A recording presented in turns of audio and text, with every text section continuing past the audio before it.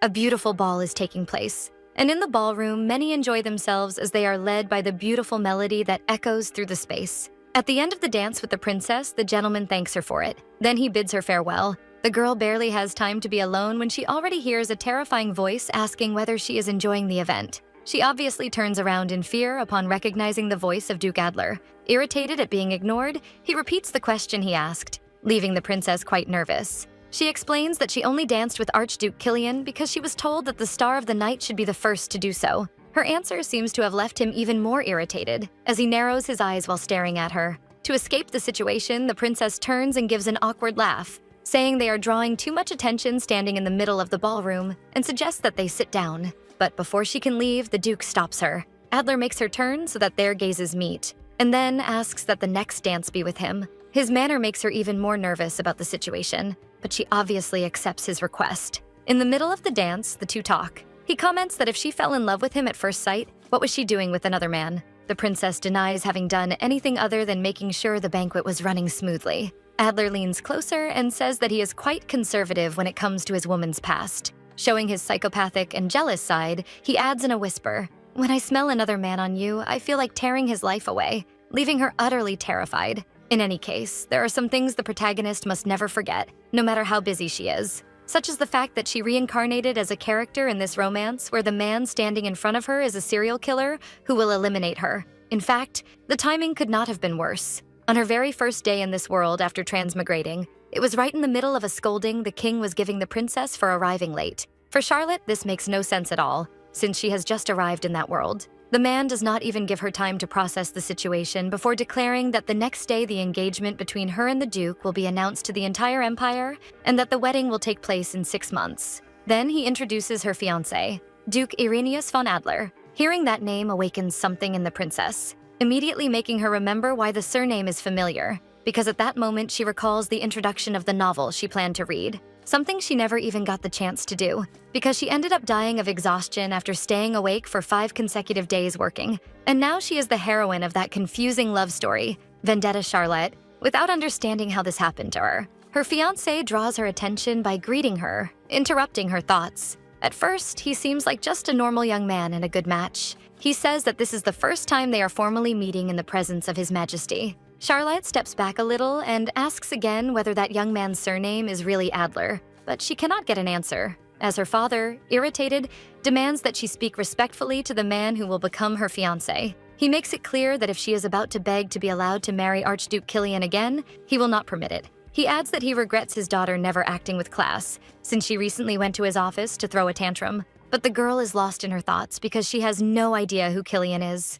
Charlotte defends herself, saying that was not what she was trying to do. But the old man does not give her a chance, saying that if she disobeys him this time, he will strip her of the title of princess once and for all. The girl begs him to listen to her, but her father is firm and orders the chamberlain to escort the engaged couple to the sitting room so they can have a private conversation, completely ignoring what the princess has to say. The young man is already there to take the two of them. As polite as ever, the Duke bids farewell to His Majesty. In the room, various sweets and rolls have been set out, along with tea to accompany them. Each of them sits on a sofa, facing one another. This time, the blonde looks different, as if nothing there is appealing to him, while the princess stares at him without showing any emotion, noticing how different he acts compared to when he was in front of the emperor. Something then catches her attention. She notices a newspaper on the table, with an article about Duke Adler being elected the most desirable man by Asgard Monthlies for the 3rd consecutive time, being the most sought-after bachelor with wealth, prestige, and beauty, and thus all eyes are turned to discovering who the lucky woman will be to steal his heart. For Charlotte, the young man has impressive qualifications, and the lucky lady he will marry is her, a delinquent princess. Irenaeus breaks the silence by saying that he is aware of her desire to marry someone else, making it clear that this is an arranged marriage and that neither of them wants to see the other, so he decides that they will meet again only on the day of the ceremony, since there is no reason for them to see each other before that. This immediately makes Charlotte think that she will be finished on the wedding night, believing that what the blonde truly meant was that at their next meeting, he would do it, and there is nothing she can do about it, since no one would believe that the most desirable man in the empire could be such a terrible person. But in her past life, she was a prosecutor of humble origins, working for a department that fought corruption and violent crimes. Her entire life revolved around investigating murders. So if she wants to save herself, She will have to find evidence about the serial killer in the 6 months before the wedding, and the only way to do that is to infiltrate and start a relationship with the suspect. Making up her mind, Charlotte calls his attention. Then she says, "To be honest, I fell in love with you at first sight, and I think we should start going out." This was something he did not expect at all. After almost choking on his tea, the blonde asks for an explanation of what she is talking about. Charlotte confirms her love at first sight and says that is why she would like a marriage based on love rather than an arranged one. But obviously, Irenaeus does not believe much in this act. After all, even a random dog on the street would know that until this morning she was begging the Emperor for her match to be Archduke Kilian, a very handsome man and a good match. But that does not mean much to her father. Without really knowing the novel, the protagonist assumes that this man everyone talks about must be the princess's crush, and that she must have asked her father to force the Archduke to marry her because her romantic advances were not working. So in this case, it is necessary to improvise. The princess acts like a love-struck fool, saying that the blonde's beauty made her forget about the other man. Irenaeus asks what she is talking about, and the girl insists on using his dazzling beauty. To prove that she is right, she shows him the newspaper with the poll in which he was voted one of the most desirable men in the empire. At that moment, the arrival of His Majesty is announced. Excited, Charlotte says how happy she is that he chose Duke Adler as her fiancé and reveals her plan to have many dates before the wedding. This is obviously the best thing the Emperor could hear, saying that the girl is finally coming to her senses. He asks Adler to take good care of his youngest daughter, and strangely, the blonde asks if there is any problem. Irenaeus denies it and says that he will obey his orders. Charlotte is in her room, but she is not alone as one of the maids is there to serve her. The girl is there to help her get dressed. Having only read the introduction, all she knows is that she reincarnated as the delinquent princess and that her fiancé, Duke Adler, is the main suspect in the crimes. Because of that, more information is necessary, and for this moment, having an ally would be a good strategy. Charlotte turns to the girl and asks her name. The girl introduces herself as Martha Hudson. By asking more questions, the princess discovers that she has worked there for about 4 years. She soon becomes thoughtful about the recent past. The princess asks what her own name is, leaving the maid quite confused. Even so, Martha replies that it is Charlotte Van House of the Empire of Asgard. The protagonist even comments that it could not have been a shorter name. Then she whispers her name, as if trying to get used to it. Charlotte talks about her small problem of not remembering anything about her life before yesterday. Not even knowing who she truly is, deep down she wonders if the girl will really buy that story. Martha says that it is because of the hunger strike she went on for days, not having a body strong enough to endure it. She starts crying, lamenting that not even the royal physician examined her. From this story, what the protagonist thinks is that the real Charlotte had trouble keeping the same staff for long due to her terrible behavior. If Martha has still worked there for 4 years, then she must have a heart of gold. The princess approaches and comforts her, saying that one thing she knows is that she liked and depended on the girl a lot. Hudson has no idea about that. Charlotte explains that if this story gets out, it will put her already precarious position at risk, so it has to be a secret between the two of them. And in the end, she says, "You are all I have." Martha declares, "Of course, Your Highness, I will do my best to serve you. You can count on me." Suddenly, the girl's comment draws attention when she says that the princess has shown signs of amnesia a few times before. This refers to how much of a jerk the real princess was, shouting at her maids, "Are you telling me I ordered this? Why would I want this abomination? Go do it again. Who are you? I don't remember having an idiot as a maid." And these are things that make sense to Martha. After that, Charlotte manages to gather more information, such as learning about her mother, who is the Emperor's beloved mistress and who died while giving birth. And out of genuine love for her, His Excellency recognized Charlotte as an official princess despite the protests of many people, but his generosity only went that far. And instead of being a good father, he merely called her a princess and showed no interest as the girl grew up. Likewise, it was natural for the Empress and her children to hate her. After all, she is the product of an affair outside of marriage. Other nobles also looked her up and down in a subtle yet unmistakable way. After all, she is a princess in name only, having neither followers nor supporters. Charlotte asks why she went on a hunger strike, and as expected, it was because she was demanding that His Majesty allow her to marry Archduke Kilian, who is also a good match, being a pale, dark-haired man with red eyes, as if he were a vampire. However, the man she was completely in love with despised her because of her delinquent behavior. Learning this leaves the protagonist impressed that the princess risked starving to death just to have a marriage with someone like that. Now her curiosity is to know what Duke Adler did that was so bad that he had to be paired with a woman with such a terrible reputation. To continue her investigation, the protagonist asks for the newspapers from last week to be brought to her. It does not take long for the girl to fulfill her request. this should help at this moment, since at least this is a world where newspapers and other editorial media are active. She thought that something like serial killings would be enough for the press to provide daily updates on the investigation. In any case, as a good investigator, she stays attentive to details until she finds something interesting. It is about the 4 victims, so she needs to gather more information before ending up being the 8th. Determined, the protagonist calls for her ally and declares that she needs to hire an assistant. The weather that had previously been beautiful turns into a terrible storm, turning the once blue sky gray. The girls walk side by side while Martha wants to know why she is looking for an assistant among the prisoners, to which the princess replies that a criminal is quite suitable to work with a villain. Her answer frightens the innocent girl. Martha's older cousin, Stanford, approaches, since he works as a prison guard and had been notified. He orders that prisoner number 0221 be released for a while. The man is released but is obviously kept in chains so that he has no chance to do anything. Stanford asks her to be careful since the convict is there for having attacked a noble. Already showing irritation, the prisoner remarks that he hopes the princess is not there to hurt him for fun. After all,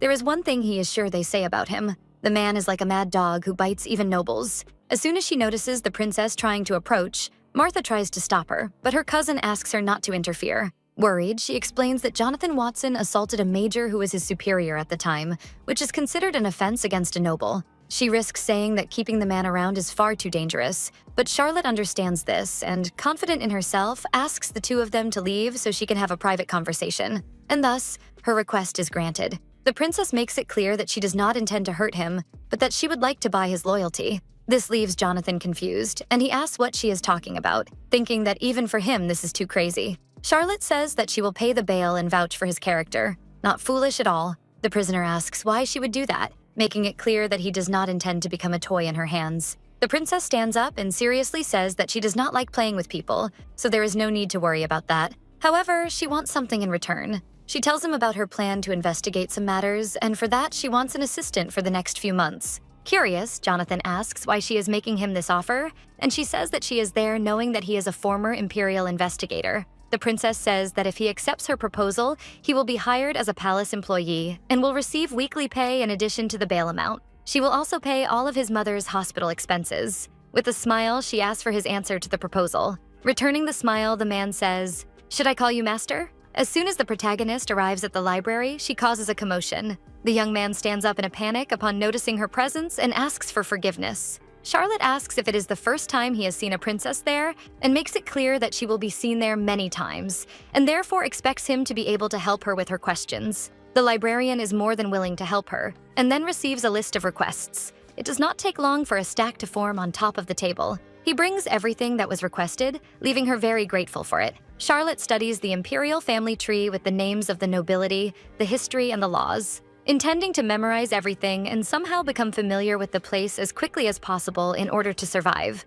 Another day begins, and the princess awakens from a good night's sleep. In her former life, the protagonist used to be able to stay awake for days without any problem, but this body is much weaker than her real one. Soon the entrance of Sir Watson is announced. With a very elegant appearance, the man says that a day earlier he would never have dreamed of working at the palace of the imperial princess. Charlotte is impressed by him calling her master and says that he can relax when he is by her side instead of being so formal. He accepts, since that is what the girl wants, and says that there is also no need to speak so respectfully. After all, he is her assistant. The 2 come to an understanding, deciding that there is no need for so much formality since they will be working together. Charlotte already has her first mission and warns that as soon as he finishes, he must burn the paper she handed him. Jonathan opens it and reads the contents. Then he asks if her wish is to gather information about the killings, and Charlotte confirms, saying that she would like to see detailed records of the case. At least she knows that what differentiates this case from others is that different characteristics are left at the crime scenes, which can be called traces of the criminal's habits. And to discover what these details are, she needs the case records. A maid rushes into the room, warning that the emperor orders the princess to attend the morning banquet. Obviously, Charlotte is not very familiar with this, but this banquet is a weekly event where the emperor talks with his children during breakfast. It is not something casual, but rather a meeting with the presence of high-ranking authorities, where His Excellency's children are judged to see who is most fit for the throne by answering a series of questions. To be clear, Charlotte did not usually appear at this because, among all of the emperor's children, she is last in the line of succession to the throne. While the protagonist panics trying to understand the reason for wanting her presence, since it was not part of the plan, Martha is happy with the news. saying that if she manages to please her father, her personal budget will be increased. The girl pushes her to go, reminding her that she already spent what little she had by hiring Jonathan. Her presence is announced. Everyone there turns their necks to take a look at the delinquent princess. Her father is already stern, commenting on her lateness as always. Charlotte sits down and asks for forgiveness for it, making it clear that she was only informed at the last minute. Her older brother wastes no time saying that he believes the maids did not read the invitation to her. Camilla also provokes her, saying that she has never seen her sister read, and doubting that she even knows how. The protagonist knows that these are the two people in the novel who hated Charlotte, but unfortunately for them, she is not the real delinquent princess. So she just smiles, playing dumb, and asks, "Really?" This irritates them, with Frederick asking whether, in addition to not being able to read, she also cannot hear, and the girl simply agrees with all the taunts. The Emperor soon puts an end to these sibling squabbles. His Excellency explains that he called her there because Duke Adler is present, after all. The engagement between the two of them is a celebration for the entire empire. Camilla mocks again, saying that her sister's hunger strike was not entirely pointless, since she is lighter than before and was able to change her interest from Killian to Adler without any trouble. Another guest mocks her, denying that the lightness is due to lack of food, but rather because Charlotte does not carry much with her,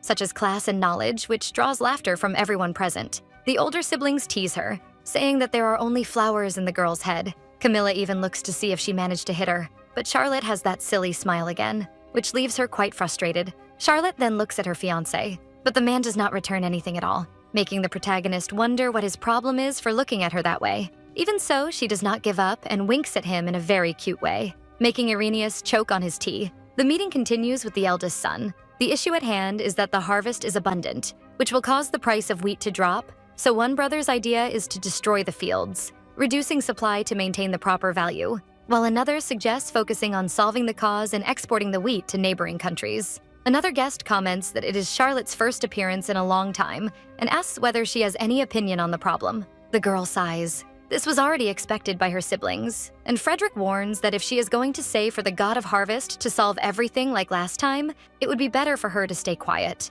She knows she will never inherit the throne anyway, so she was just going to sit there and remain quiet, listening to the others speak, but they have already gone too far. Charlotte then says that she does not think either of their suggestions will solve the problem, making both of them question her. She states the obvious, that leaving the commoners enraged if the Imperial army destroys the wheat fields would mean the two of them completely missed the point. This makes Frederick irritated. In any case, their logic does not make sense. Her brother's answer only considered a single perspective, taking into account only price in terms of supply and demand. Although Camilla's answer was a little better, free trade would only work in the modern world, not in this one. After all, the Empire is a country that obtained many vassal states through its conquests in an attempt to secure independence, so the suggestion of freely exporting wheat would be problematic. Camilla provokes her, asking if she cannot find a flaw in her logic. Charlotte makes her point by saying that neighboring countries could use the wheat as military rations, posing a serious threat to the Empire, making her answer just as wrong as Frederick's.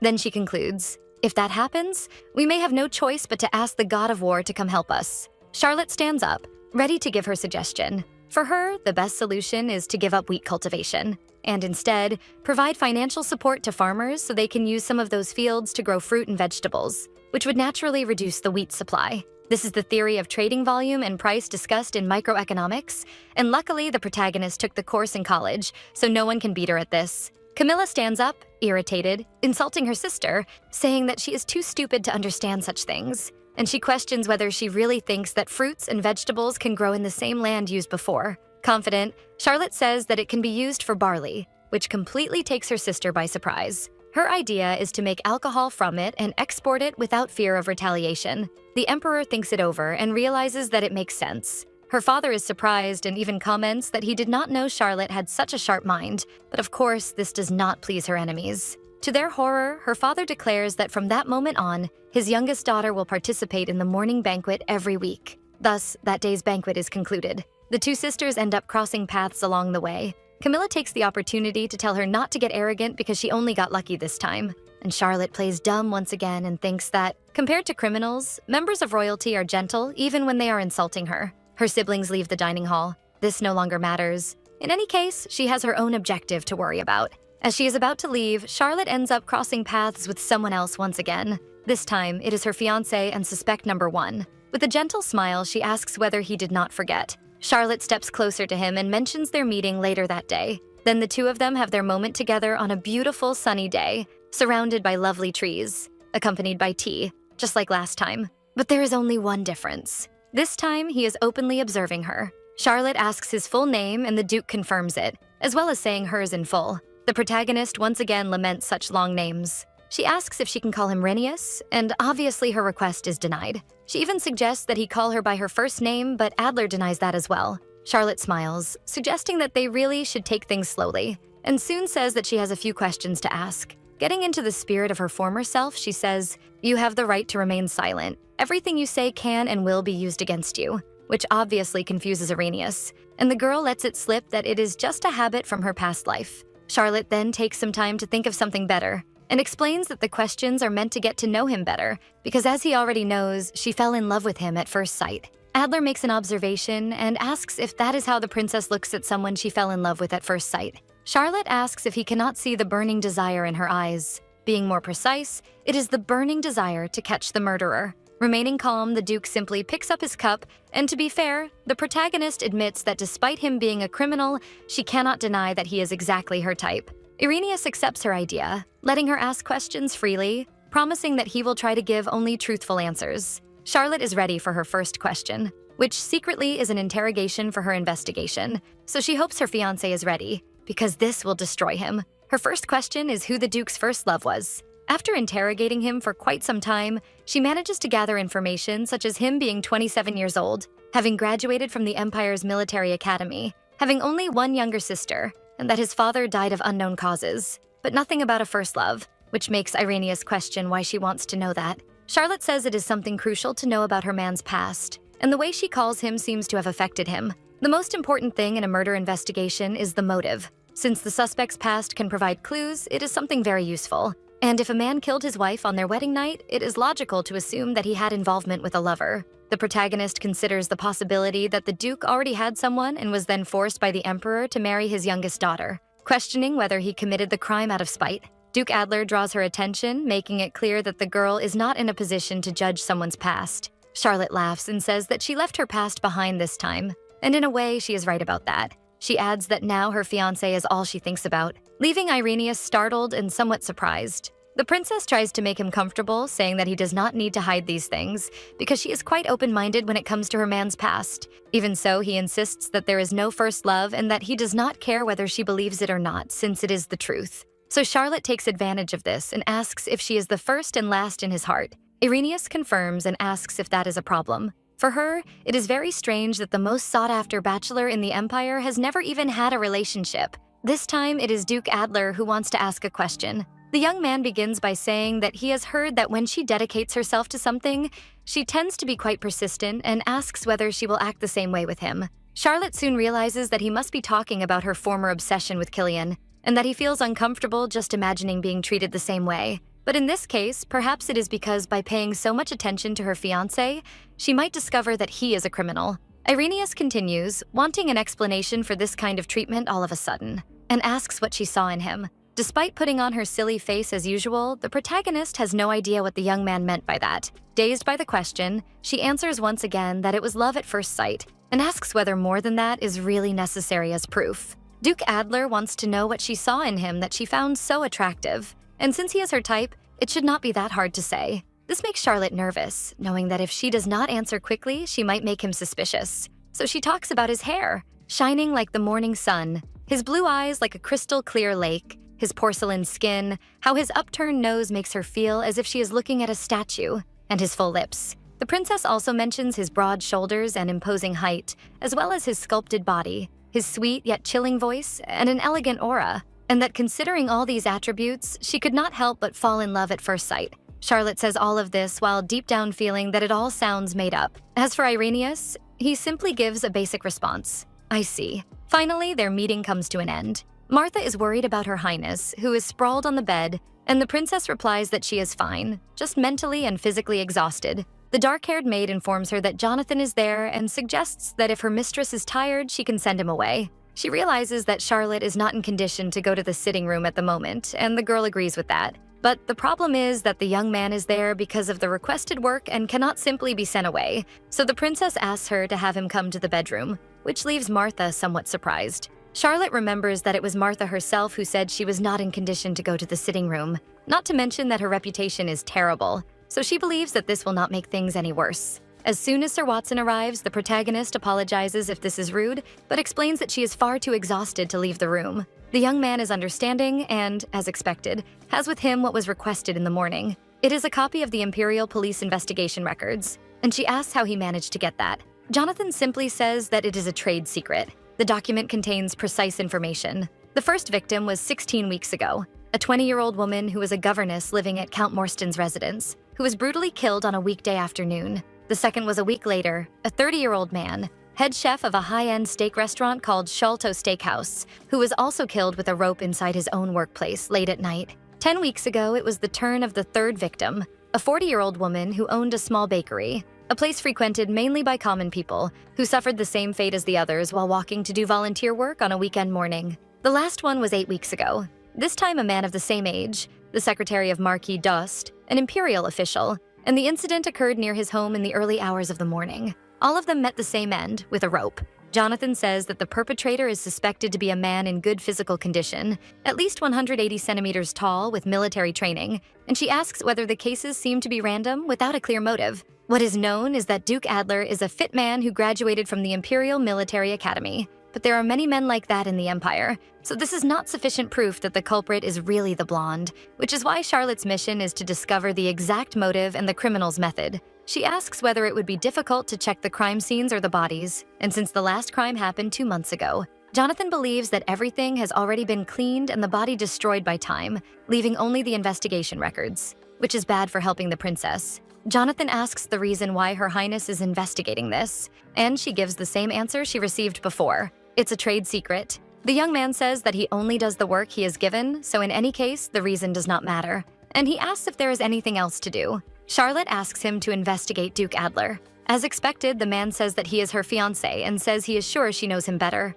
The former criminal asks if she is interested in the Duke's relationships with women. Charlotte orders that she wants to know everything, and the more private, the better. In any case, Jonathan says that he will do as instructed. The protagonist still cannot tell him why she is investigating, and even if everyone finds out what she is doing, she can simply use the fact that she is a wicked villain as an excuse. She sent a summons to Duke Adler for the investigation, which should have already arrived. So we move to the blonde's residence, where he is in his office, working. He is interrupted by his secretary, who delivers a letter that the Duke already knows who it is from. Charlotte has been sending letters every day since their last meeting. Irenaeus then opens it to see what it is about. In addition to a declaration that she misses looking at his beautiful face, the girl asks for another meeting. Back at the imperial residence, Martha rushes into the room. Very cheerful, she shows a letter from Irenaeus, which impresses the princess. After all, her fiancé has been ignoring her letters for some time, so she believes that he changed his mind. In the letter, he schedules a meeting at the Opera House at 7 p.m. She was about to use her father's authority to force him to meet her if he continued without responding, but the princess is happy that she did not have to go that far. Martha, who is very excited about the meeting, tells Her Highness to get moving and start preparing. She is so excited that she even forgets her good manners. The time for the meeting finally arrives. As soon as the Duke arrives, he greets the princess. His attire is simply stunning, drawing compliments from his fiancé. Charlotte even jokes, saying that she once mistook him for a statue at the Opera House. But he does not respond, which makes the protagonist realize that this investigation will be harder than she thought, even more so when the Duke turns to enter the hall without waiting for his fiancé. The performance is already underway. Irenaeus comments that this is the most popular presentation in the Empire and that it is difficult to get tickets. Meanwhile, the protagonist wonders why the man agreed to see her if things were going to be like this between them in the end. The venue is dark, not allowing Charlotte to clearly see his facial expressions, and it is also not a good environment for conversation, so she has no choice but to watch the opera until the end.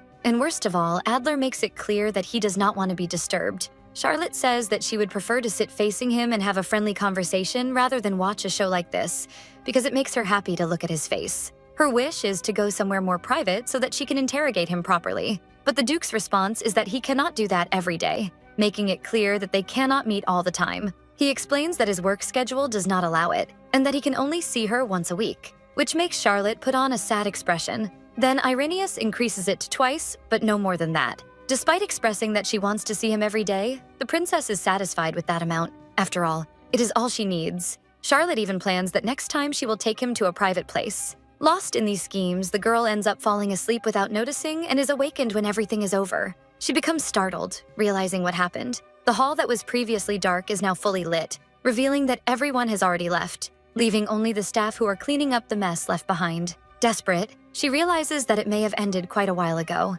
Charlotte apologizes, explaining that she has been having trouble sleeping lately, unable to believe that she fell asleep on the shoulder of a man who will end up killing her. She also feels resentful, thinking that the Duke must believe she has no class. Suddenly, Irenaeus asks if she has been having trouble sleeping because of him, because she cannot stop thinking about his face. Remembering that it was something written in the letter, Charlotte confirms that she stays awake every night thinking about him. The young man stands up hastily while saying that he will notify her in advance about the next meetings and asks her to sleep well. Then he bids her farewell and leaves her there. This attitude obviously does not please the princess. A few days pass and she receives an invitation to a debutante ball. Charlotte asks Martha to read the contents, and the girl does so, saying that it asks about her attendance and comments that Archduke Killian will probably be there. The dark-haired maid asks whether they should accept, thinking about that former love. But the princess remembers that she no longer has any interest in him, and that all her attention is now focused on her fiancé. Martha does not even know how mistaken she is. In any case,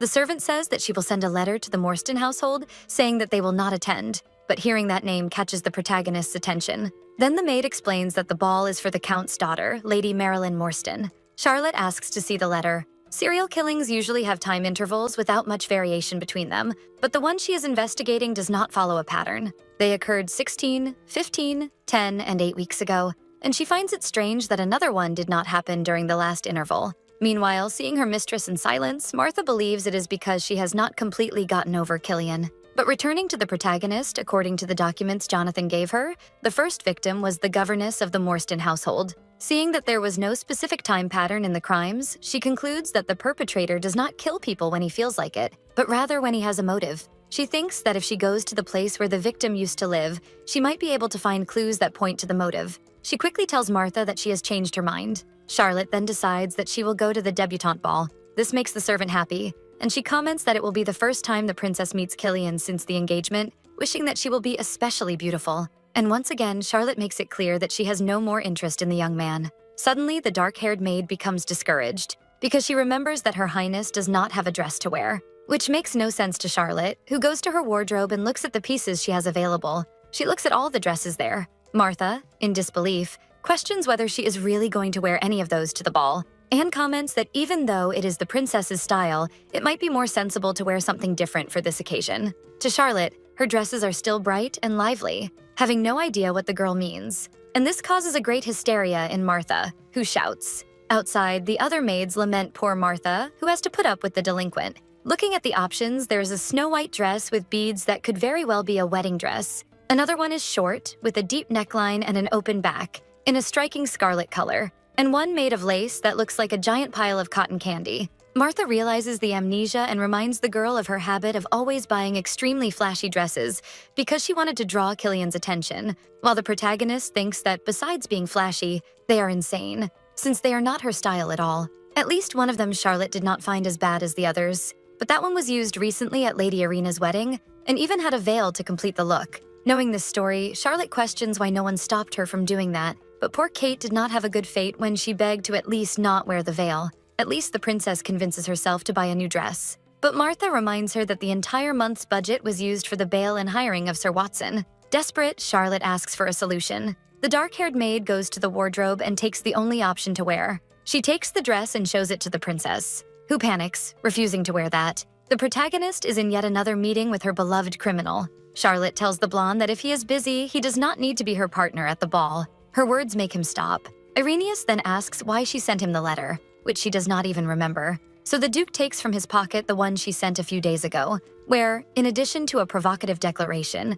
she asks for a more private meeting. Seeing the crumpled paper, Charlotte only thinks that he must have been offended by the content, so she says that she was expressing her feelings and asks if there is something wrong with that. Irenaeus asks if she is really in love with him. With a silly smile, the princess declares, "Heaven, earth, and even the palace chandeliers know that. I love you, Duke Adler." Irenaeus turns to her and says, "Then why are you saying that I do not need to be your partner at the debutante ball?" which Charlotte finds strange since she thought that would have made him happy. Thus begins the girl's paranoia, believing that the criminal knows her reason for wanting to go and does not want her snooping around. Smiling, Charlotte says that she does not want the man she is in love with to do something that makes him uncomfortable because of her. Looking irritated, the Duke retorts, making it clear that he never said he was uncomfortable with that. He says that he plans to attend the ball, and if he does not go with his fiancée as his partner, it would ruin his reputation in high society. Realizing that the blonde only wants to keep up appearances, the princess smiles and says that she is looking forward to going together. Then the girl says that she has a small problem with her dress. Charlotte prepares herself and then asks the question, "Would you mind if I showed a bit of cleavage that day?" Catching the man completely off guard. Irenaeus asks if she wants to wear an immodest dress that reveals her cleavage to the other guests. Charlotte then tells the truth about her palace not having the budget to buy her a new one. She also says that she is against having to go wearing something like that. Irenaeus only grows more serious and turns away, stepping back, which makes Charlotte think that this is because her fiancé believes she has no class. More days pass, and finally another morning banquet takes place. Martha, who will help her mistress get dressed, wishes her good luck. Charlotte tells her not to worry, confident because her goal is to secure an increase in the budget for her palace. Already prepared, she heads to the room where the meeting takes place. She cannot believe that she receives such a minimal budget even though she is a princess. But on that day, she is ready to win the emperor's trust and make him realize that it is worth investing more in her. The real surprise of the day is that Duke Adler, who is participating, is the one who greets her first. But as she avoids him,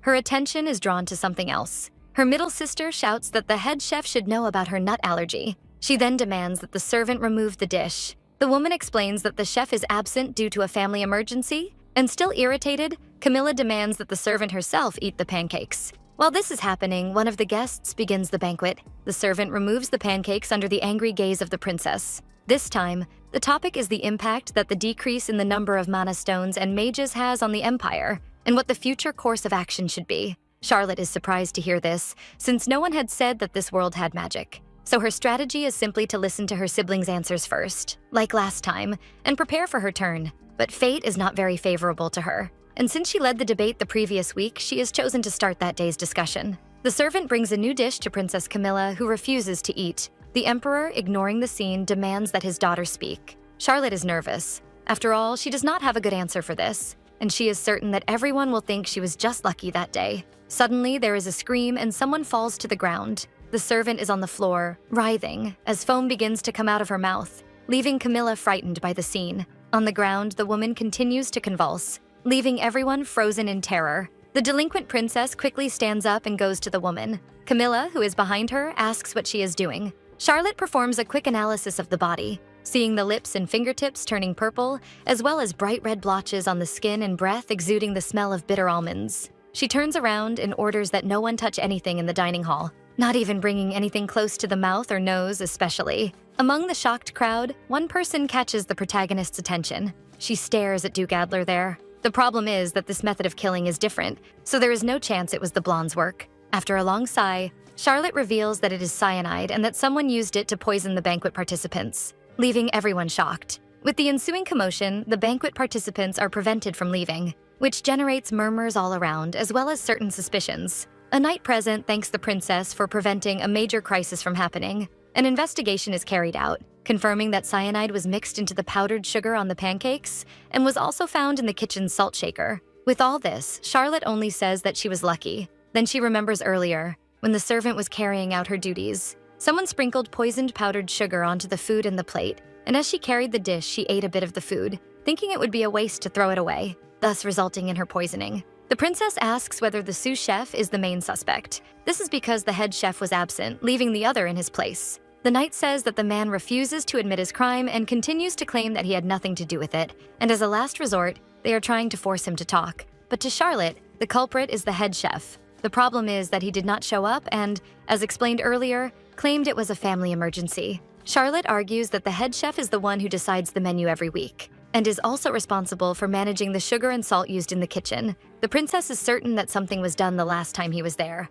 These two ingredients are valuable commodities in the empire, so the sous chef would not have the authority to manage them. So her suggestion is to arrest him before he flees. After hearing all this, the knight is completely shocked. He rushes and orders everyone to go after the head chef before it is too late. As expected, the criminal is captured near the border, trying to flee the empire. It turns out that he was a spy from the Curtain Republic who had infiltrated the palace for quite some time. This place became a vassal state of the empire as part of the conquest 7 years ago, and since then it has continuously revolted. This failed assassination attempt by his spy resulted in 3 consecutive days of carnage in the imperial palace. Everyone who failed to notice the presence of a spy in the palace was executed, and Charlotte scored many points with the emperor at the morning banquet, exactly as she had planned. It was a little different from what she had in mind, but His Majesty was so pleased that he doubled her budget. The princess is in the library. While she studies, she thinks about the events of that day and about how happy Martha was when she learned how much money she had secured. Now she hopes that things will continue going so well.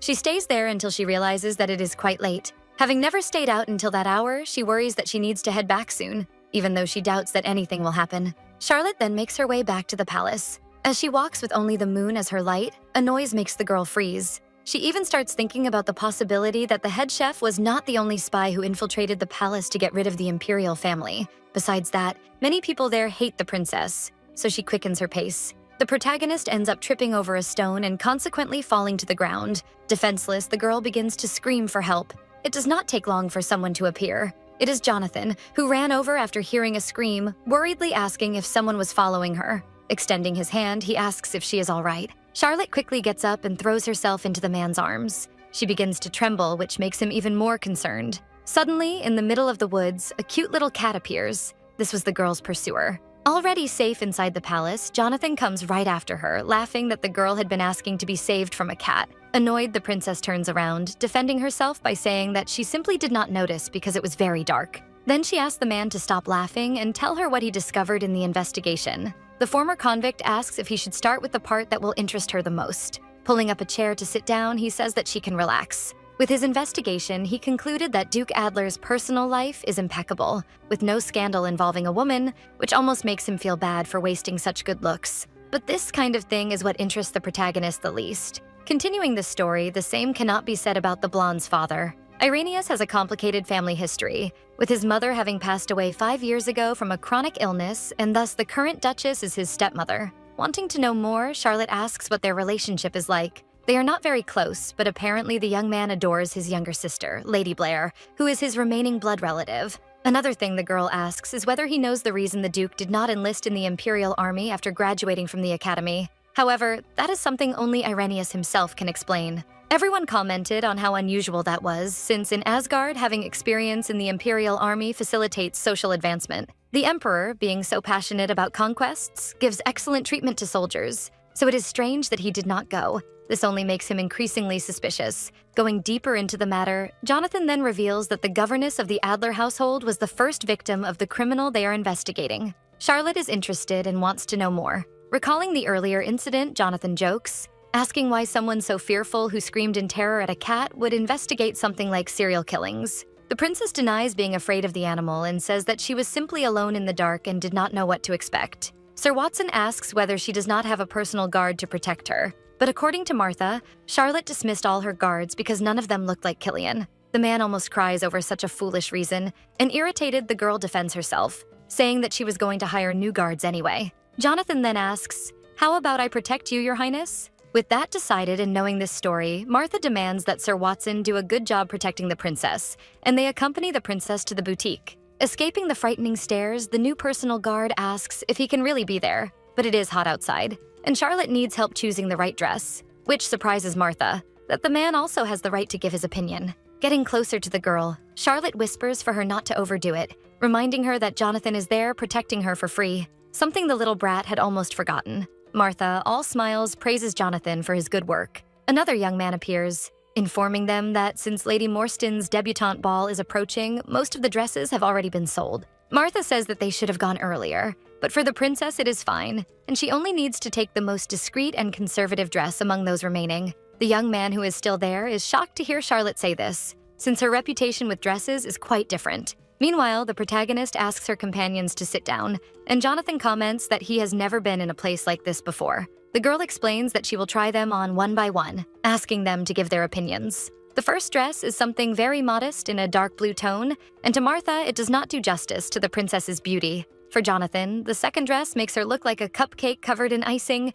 hidden under all those layers of lace. Charlotte comes out of the fitting room to show the next one. And it is so terrible that the look of horror on both of their faces is inevitable, making the girl leave very disappointed, while the guard and the maid question the shop assistant about having only such ugly dresses. After some more time, Charlotte finally finds one that makes Martha think it is perfect. The beautiful blue dress looks as if it were made especially for the princess. Even Jonathan has a stunned expression, saying that the girl looks as if she came from heaven, but he quickly corrects himself, saying that she just looks human. Jonathan takes her hand and, after observing, advises her to eat much more. On the palm of her hand, there are still the scratches from the previous night. Charlotte says that she is quite fragile, but healthier than she looks, asking him not to worry. Changing the subject, the princess turns and tells the man that she will take the dress. He says that he will tailor it according to her measurements and that it will be sent to the palace when it is ready. As the three walk through the streets, they pass by a confectionery shop and hear some girls commenting that both Killian and Adler will be at the ball.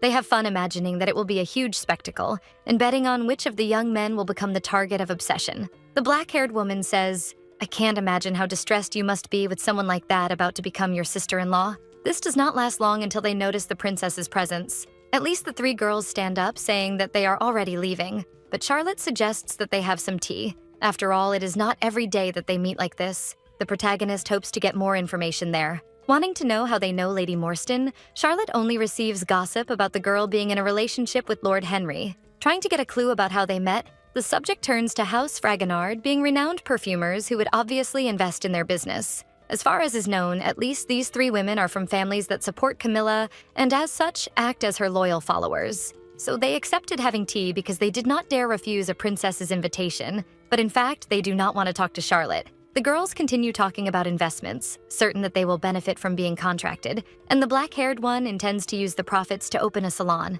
Charlotte becomes interested in knowing what they are talking about, but one of them stands up, saying that her mother wants to have dinner with her and that she cannot be late. They even encourage Lady Blair to do the same. Each girl comes up with an excuse to slip away, bidding farewell with false politeness, saying that it was an honor to be in her presence and thus leaving her alone. Unfortunately, Charlotte did not get any information, since they kept cutting her off the whole time. Blair, who is still there, takes her leave properly, apologizing for the lack of consideration. The young woman turns to leave, but she is stopped when the princess grabs her arm. Charlotte is serious and says she will get straight to the point, warning her not to invest in the perfume business that Lady Christina was talking about earlier, making it clear that it is a scam. Worried, the girl asks why. The princess explains that they have not even started the business yet, so there is no way to guarantee that level of profit, which is a strong indicator that something is wrong, not to mention that they present nothing substantial as proof. Charlotte used to deal with scammers all the time, so she knows that guaranteed high and constant profits are synonymous with a scam. And she adds, "It may be hard to believe what I'm saying, but trust me and do not invest." She says that if she is wrong and it turns out to be a good business, she will compensate her for the profit she would have obtained, which surprises Blair, who asks why Her Highness would go to such lengths. With a big smile, Charlotte says to remember what she said, and that she does not want the young girl to get hurt even more, since they will soon be family. Lady Blair is genuinely touched by this gesture, but shyly lowers her head in thanks. Taking advantage of this, the princess says that if her advice ends up being useful, the next time they meet she would like to know about her brother, because there are many things she would like to know about her fiancé. And obviously, without knowing the true reason behind it, Blair is happy to do so. The princess accompanies her future sister-in-law to her carriage and bids her farewell. Soon after, she rejoins her companions, and a worried Martha asks if something unpleasant happened, since those ladies are famous for their bad attitudes, believing that Camilla protects them. But all Charlotte replies is, "They say that if you sit in silence by the riverbank, soon you will see the body of an enemy float toward you, being strange as always." But instead of a grand victory, the princess discovers that those girls deceived her, leaving her to pay the entire bill. At last, the day of the debutante ball arrives, along with the custom-made dress. The three of them curiously go to take a look. However, it does not look like the one from that day, making them think it was sent by mistake. It is extremely beautiful and in a different color from the one chosen, but there is no way it was a mistake, since it looks more expensive, and the shopkeeper would obviously be careful not to incur a loss. The mystery is about to be solved, because along with the dress there is a letter from Duke Adler. It says that Irenaeus will pick her up at the palace at 6 on the day of the ball. Martha is immediately moved, because in addition to all this chivalry, he even sent such a dress, believing that her mistress is very lucky to have a fiancé like that, without knowing that the man is like ice when the two are alone. Charlotte puts on her beautiful dress, looking absolutely stunning. She asks Jonathan to take one of the carriages and go to Count Morstan's residence, and to wait nearby until the party is over, just as a precaution. Finally, Duke Adler arrives, leaving the princess enchanted. It is impossible to deny that the young man possesses great beauty, worthy of being considered the most sought-after bachelor. Irenaeus walks up to the princess and extends his hand. The two head to the ball in a beautiful carriage and spend the time talking, with the Duke starting by asking for her opinion about his tuxedo. Smiling, the girl says that she cannot help but think how elegant, sophisticated, and classic it is, something that will make no one at the ball as dazzling as himself. Hearing that, Irenaeus asks if she fell in love once again, this time showing no humility at all toward mere mortals. Forcing a smile, Charlotte says, "Your charm has no end," even without understanding his behavior and wondering if her fiancé has always been this egocentric. The ball is in full swing, and the center of gossip is Princess Charlotte and her engagement to Duke Adler. And speaking of them, they arrive together in the ballroom. Having never been to a place like this before, the protagonist has no idea how to act, hoping that at least Irenaeus will help her. They have barely arrived when the Duke is stopped by an acquaintance who is surprised by his presence there. Lord Bridget also greets the princess. Laughing, he says that he almost did not recognize her, since this is not how he usually sees her at balls. Getting straight to the point, the silver-haired man says that he did not know she had such a modest dress in her wardrobe. Charlotte replies that she has been trying to broaden her horizons and thanks him for noticing. Being very tactless, the Lord says that if he had known the girl had such a gentle side, he would have asked her to marry him back when His Majesty was personally looking for a noble to be his daughter's husband. The protagonist immediately realizes that he is trying to jab at her by implying that no one showed interest in marrying her at first. So the girl replies, "I'm sorry you weren't fast enough," hitting the jerk right where it hurts. Turning to the Duke, Bridget asks if it is all right to borrow the fiancé. Since he rarely shows his face in high society, everyone is extremely curious about him. With her cute smile, Charlotte says she has no problem with that, but obviously it irritates her. While her fiancé becomes a showcase for the other nobles, all that remains for the princess is to sit and observe everything around her. Those people never approached him when he was in her company. Among them, Duke Adler almost looks like a ray of light. Everyone is enjoying each other's company. This situation makes the protagonist think that perhaps Charlotte wore extravagant dresses because she wanted attention. Realizing this line of thought, she even wonders if she has become attached to Charlotte after living in her body for a few weeks.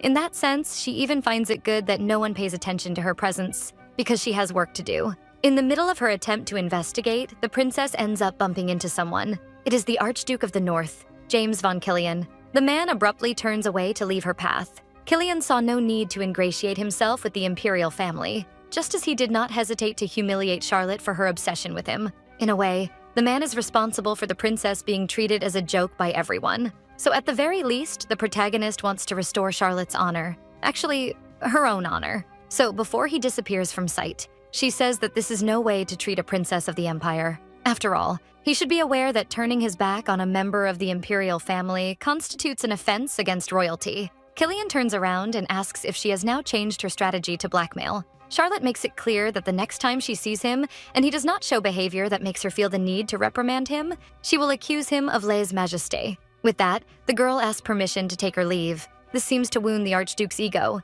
for she simply walks away like that. Showing no interest, Charlotte asks if there is anything else they need to talk about. After all, as he knows, she is engaged to Duke Adler, and she asks him not to feed the illusion that she still has feelings for Killian. Charlotte leaves, leaving the Archduke feeling like a jerk. She goes to the room at the end of the corridor on the second floor of the Morstan residence annex, with the intention of investigating, but everything is clean. Thanks to Jonathan's notes, she was able to find the first victim's room easily. Suddenly, the princess starts sneezing, and it gets worse with coughing. Charlotte soon realizes that it is an allergic reaction. She was about to leave before things got worse when a maid entered the room. The protagonist turns to look at her. Her concern is that news might spread that a princess is investigating serial killings in a count's residence. However, it seems the maid truly does not know that she is a princess. So Charlotte thinks about being aggressive enough that the woman will not even have time to suspect anything. That is why she plays her card and asks, "Don't you know who I am?"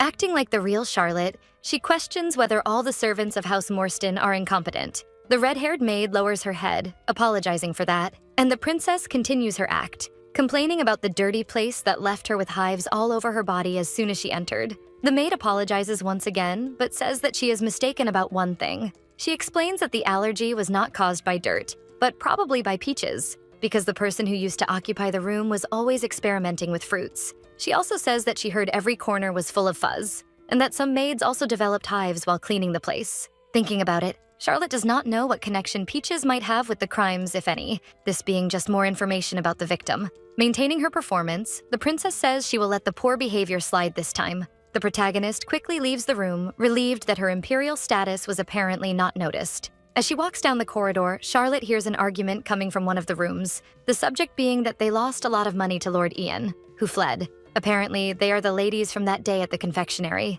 They even complain that Sweet Lady Blair was such a disloyal and traitorous woman, but this problem is not the protagonist's concern, and she simply leaves. However, the argument grows more heated, with the girls saying they will not let the girl get away with abandoning her friends to save her own skin. Because of that, the princess opens the door and sees the three surrounding her sister-in-law. She asks what is going on there. She is met with Blair's sad, tear-filled gaze. One of the girls is rude, saying that what is happening there is none of her business, not caring whom she is talking to. But that is something Charlotte will not let pass. She says that it is her business, since Blair is her sister-in-law. This makes one of the ladies provoke the younger Adler, saying, "Just because you are desperate does not mean you should cling to a rotten rope. Not all princesses are the same." Charlotte is also rude in return, saying that they lost a lot of money because they were too stupid to notice a scam, but at least they still have a sturdy rope to cling to. Her words offend the women who think this is out of line for a princess. Charlotte does not care about that, since the three of them have gone too far by taking out their anger on the wrong person. Irritated, one lady says that they are in the right, since Blair promised to invest in the business and then backed out halfway through. Tired of this whole story, the irritated Adler girl reminds them that she had warned them to be cautious, because something did not seem right. Even so, the other continues provoking, saying that she had no idea her friend was so disloyal, and insinuates that she learned that from a certain person who cannot remain loyal to a man. After hearing that, the princess asks, "Are you sure you do not want to take that back?" And she asks whether she does not want to be accused of lèse-majesté, but the woman pretends not to understand, claiming that she did not name anyone. She even starts laughing, provoking her, confident that she will never be punished for being dishonest toward a noble. Charlotte remembers that there are other ways to punish someone by law besides formal legal means. The princess starts walking, which makes the other woman curious, wanting to know what she is doing. Without answering, the protagonist grabs one of the wine bottles, and with a frightening look, she threatens, "Don't you know that violence is faster than the law?" Leaving the three of them terrified at how the princess is a complete psychopath.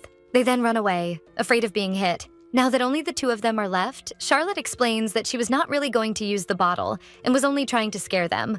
Blair thanks her for the help and for everything, since that business was indeed a fraud exactly as she had said, and it was revealed that Lord Ian, who planned it, was deeply in debt from gambling. Strangely, Charlotte asks her not to tell anyone about something, when suddenly the bottle slips from her hand. This startles the blonde girl, and Charlotte explains that her arm just became weak for a few seconds. At that moment, Duke Adler rushes into the room, almost out of breath, indicating that he had been running. He wants to understand what is going on there, and looking at the bottle, he asks the princess if she was the one who did that. Charlotte confirms that she did. Then Irenaeus wants to know what she was trying to do to his sister. Blair tries to explain, but he says that he saw her friends running away frightened and screaming, and right after that, he heard the sound of something breaking. And since he heard it with his own ears, he does not need an explanation. Since he only heard the sound, Charlotte understands that he could easily have misinterpreted the situation, so she still tries to tell the truth. But Adler is rude, asking if she is trying to lie again. After all, she just admitted that she broke the bottle.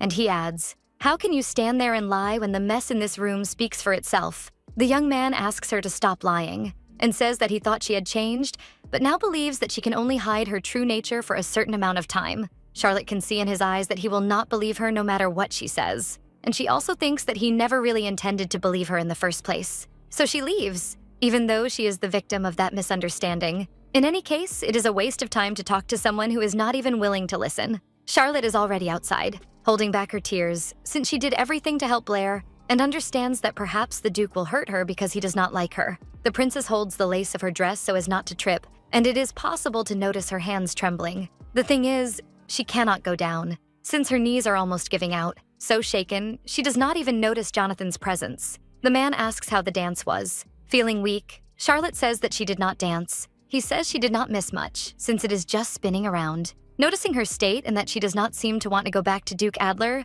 the bodyguard suggests that she wait there while he goes to get the palace carriage. But since it is very dark outside, the princess prefers to go with him. And Jonathan takes the opportunity to tease her, saying that she might ask to be saved from a rabbit in the garden. His amusement is irritating her with that. Extending his arms, Sir Watson offers to carry her if she cannot walk. This surprises her, but Charlotte accepts, wanting to return as quickly as possible and rest. As the man carries her, the princess asks if she is very heavy. Jonathan says that it is actually the opposite, since he imagined that only her arms were fragile, but in truth she is light as a feather, seeming not to have a single part of her body that looks healthy. Noticing that she was being watched, Charlotte turns around. Duke Adler is there, staring at her with that same look as always. But Charlotte does not look at him for long because her bodyguard calls her. And he is honest in saying that the dress she tried on at the boutique the other day looked better, drawing a smile from her. The next day, Martha asks Her Highness if she is not going to write a letter to her fiancé, but the princess refuses. This makes the dark-haired maid find it strange since that used to happen every day.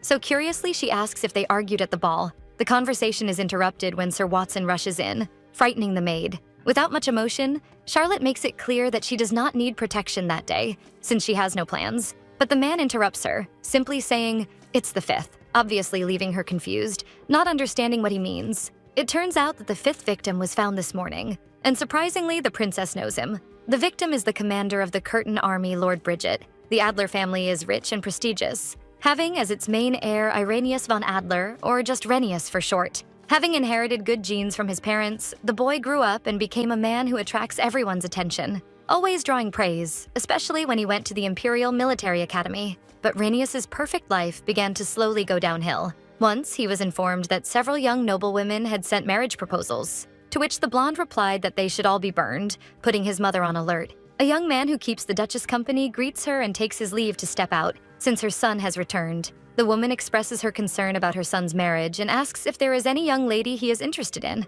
but at the moment he is only focused on seeing her get better, and that part of his life can wait. With a sad look, his mother says that she would like to see him married before it is too late. Renius ends up breaking down, saying that she should not say such things. Thus, neither her wish nor Renius's came true. And when doubt arose in Blair about how they would live without a mother, soon their father was introducing a new one. He had met her when he was a commander of the Curtain Army. Renius realizes that at that time his mother was still healthy. His mother's death, his father's affair, and having a stepmother, all of these things made Renius's heart become cold and hardened. A few years later, his father passed away, and he stopped living as Renius and began living as Duke Adler, and his world grew darker. Then one day the Emperor summoned him, having a frank conversation and asking whether the mining rights had expired that year, thus finding an opening to say that he would like the young man to become engaged to his youngest daughter, if he had no objections. Remembering that she was the delinquent princess, Irenaeus was honest and accepted. Although far from being happy about marrying her, he did not oppose His Majesty.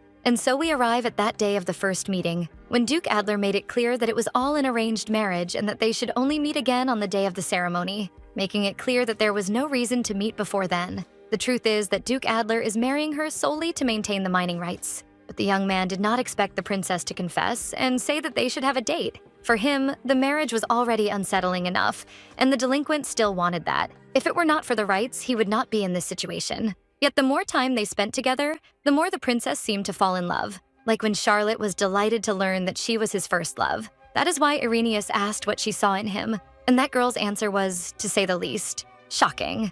After hearing every detail of how the princess admired him, the Duke realized that since she was so affectionate, it would be fair to return the favor. While admiring himself in the mirror, he asked his secretary whether he received what he requested. The man confirms that he bought tickets to the most popular opera among young people at the moment, and that they were premium tickets, having been paid at 3 times the original value. The moment of the meeting arrives. Charlotte, without the slightest shyness, said that she would rather sit beside him and have a friendly conversation than watch an expensive show, because she would be happy just looking at his face. The problem was that the Duke did not want her to know how shy she made him, and slightly flushed. After that, the princess ended up falling asleep. He had asked for premium tickets that cost more than the original, thinking the princess would enjoy the performance. But in the end, it did not go as planned, leaving the Duke to watch her sleeping with her head resting on his shoulder, continuing to be the same woman without class and without sophistication as always. His plan was that as soon as the music ended, he would push her head away, and it stayed that way for 5 more songs. To convince himself, the Duke thought about how the princess was leaning on her fiancé and not on just any man, remembering that her fatigue might be due to losing sleep thinking about him, as Charlotte had confided earlier. But he already has an idea to spare them from that unpleasant experience happening again, deciding to notify her in advance when they are going to meet, so that the princess can sleep properly. The period before the debutante ball was a disaster for Adler. Irritated, the man slams his hand on the table, thinking about how that wink he received at the banquet was adorable, and how it becomes even more so every time he remembers it. Irenaeus can even recall every single thing Charlotte said, like his hair shining like the spring sun and eyes that resemble a crystal-clear lake, slowly becoming addicted to the girl's compliments. The Duke also secretly keeps all the letters he received from her, begging to meet. Thus, the feeling of euphoria never faded, and the letters have become increasingly direct lately. His secretary enters the office, asking whether he will accept the invitation to Lady Morstan's ball. Irenaeus immediately makes it clear that he hates these kinds of social gatherings, but he ends up thinking it over, accepting and asking him to reserve a slot in his schedule for it, which leaves the man completely surprised, not knowing that the Duke did this because he thought Charlotte might want him as her partner. Before the man leaves, Irenaeus asks what it means when a woman says she wants a date somewhere more private, and using that typical line, "It's not for me, it's for a friend." The secretary cannot see any logic beyond wanting to have an intimate and private moment. Then he asks another question that shocks him even more. What does it mean when a woman says that her heart warms when she thinks of you? Leaving the man completely bewildered, thinking about the possibilities of what that could mean, and believing that things are happening far too fast for someone who has never been in a relationship. He says that the Duke's friend needs to prepare his heart. Another day passes, and as usual, the Duke reads his fiancée's letters. Still intrigued by her words, he wants at all costs to find out what the girl wants from him. But if it is something inappropriate, he will cut it off at the root, and he will do so by consulting a small noble guide to love and other matters. As expected, Charlotte did want him as her partner at the debutante ball, if he was not busy. Even so, it was inevitable that the Duke was left in shock at hearing this request with his own ears. The young man asks if she had not said that she was in love with him. Charlotte makes it clear that she simply does not want the man she's in love with to do something that makes him uncomfortable because of her, making the Duke think that the princess is considering going alone because she knows he does not like events like these. But her eyes shine when she confesses that she plans to go. She then explains that if he does not appear with his fiancée as his partner, it would destroy his reputation in high society. In the end, the Duke decides that from that moment on, he should make the invitation first, so he does not have to deal with this kind of drama. Then comes the princess's question, asking whether he would mind if she showed a bit of cleavage that day, making the Duke collapse at that. The next day, Duke Adler makes an unusual request. He wants a dress to be bought. The man is confused and asks if it is for Charlotte, and Irenaeus confirms that it is. After all, she is his fiancée, and it is perfectly acceptable on his part to give gifts like that. At that meeting, the girl confessed that she no longer had the budget for a new dress, but he makes it clear that the intention behind this is that the deadline for the mining rights is approaching, and he must show his loyalty to the imperial palace. Even without knowing what one thing has to do with the other, his loyal retainer will place the order for the dress and then have it sent. Duke Adler is surprised that before placing the order, it is he who must approve the dress design. Right away, he rejects one of the models. 2 more are rejected, until there are none left to evaluate. Determined to find something better, he goes out into the streets himself. His eyes widen when he notices something. A beautiful lilac dress with delicate details displayed in the shop window. A shy smile appears on his face, and Irenaeus marches toward the boutique. But upon arriving there, he discovers that the dress is already reserved for someone else. Ignoring what is said, he simply states that he will buy it. The saleswoman, trying to be careful when speaking to the Duke, praises his refined eye, but explains that Lady Whittaker already has it reserved, or at least is trying to. But without caring, the blonde simply insists that he will buy it, and uses the famous phrase, "Have you forgotten who you are talking to?" making even his most loyal man shudder. In addition to who he is the all-powerful owner of this building. Duke Adler then offers to pay 3 times the dress's value, which should be more than enough to cover the cancellation penalty, and showers of coins are given to her. After that, he tried to tell the princess at the morning banquet that he would give her a dress as a gift, but due to the unforeseen poisoning incident and the consequent closure of the palace, the Duke could not see his fiancée for some time. It was truly surprising that Charlotte played the most important role in preventing the Emperor's assassination. However, the most important fact was that the first person the princess looked at in the crowd was him, causing in Irenaeus an inexplicable feeling of satisfaction. And so, the long-awaited day of the debutante ball arrives, even though he was happy to have bought her a dress so that she would not show her cleavage. Even so, Charlotte received a lot of attention from the men, and that made him think about whether he should have bought something less eye-catching. Lord Bridget's appearance was irritating to him. He has had a strange jealousy toward Irenaeus since their days at the military academy,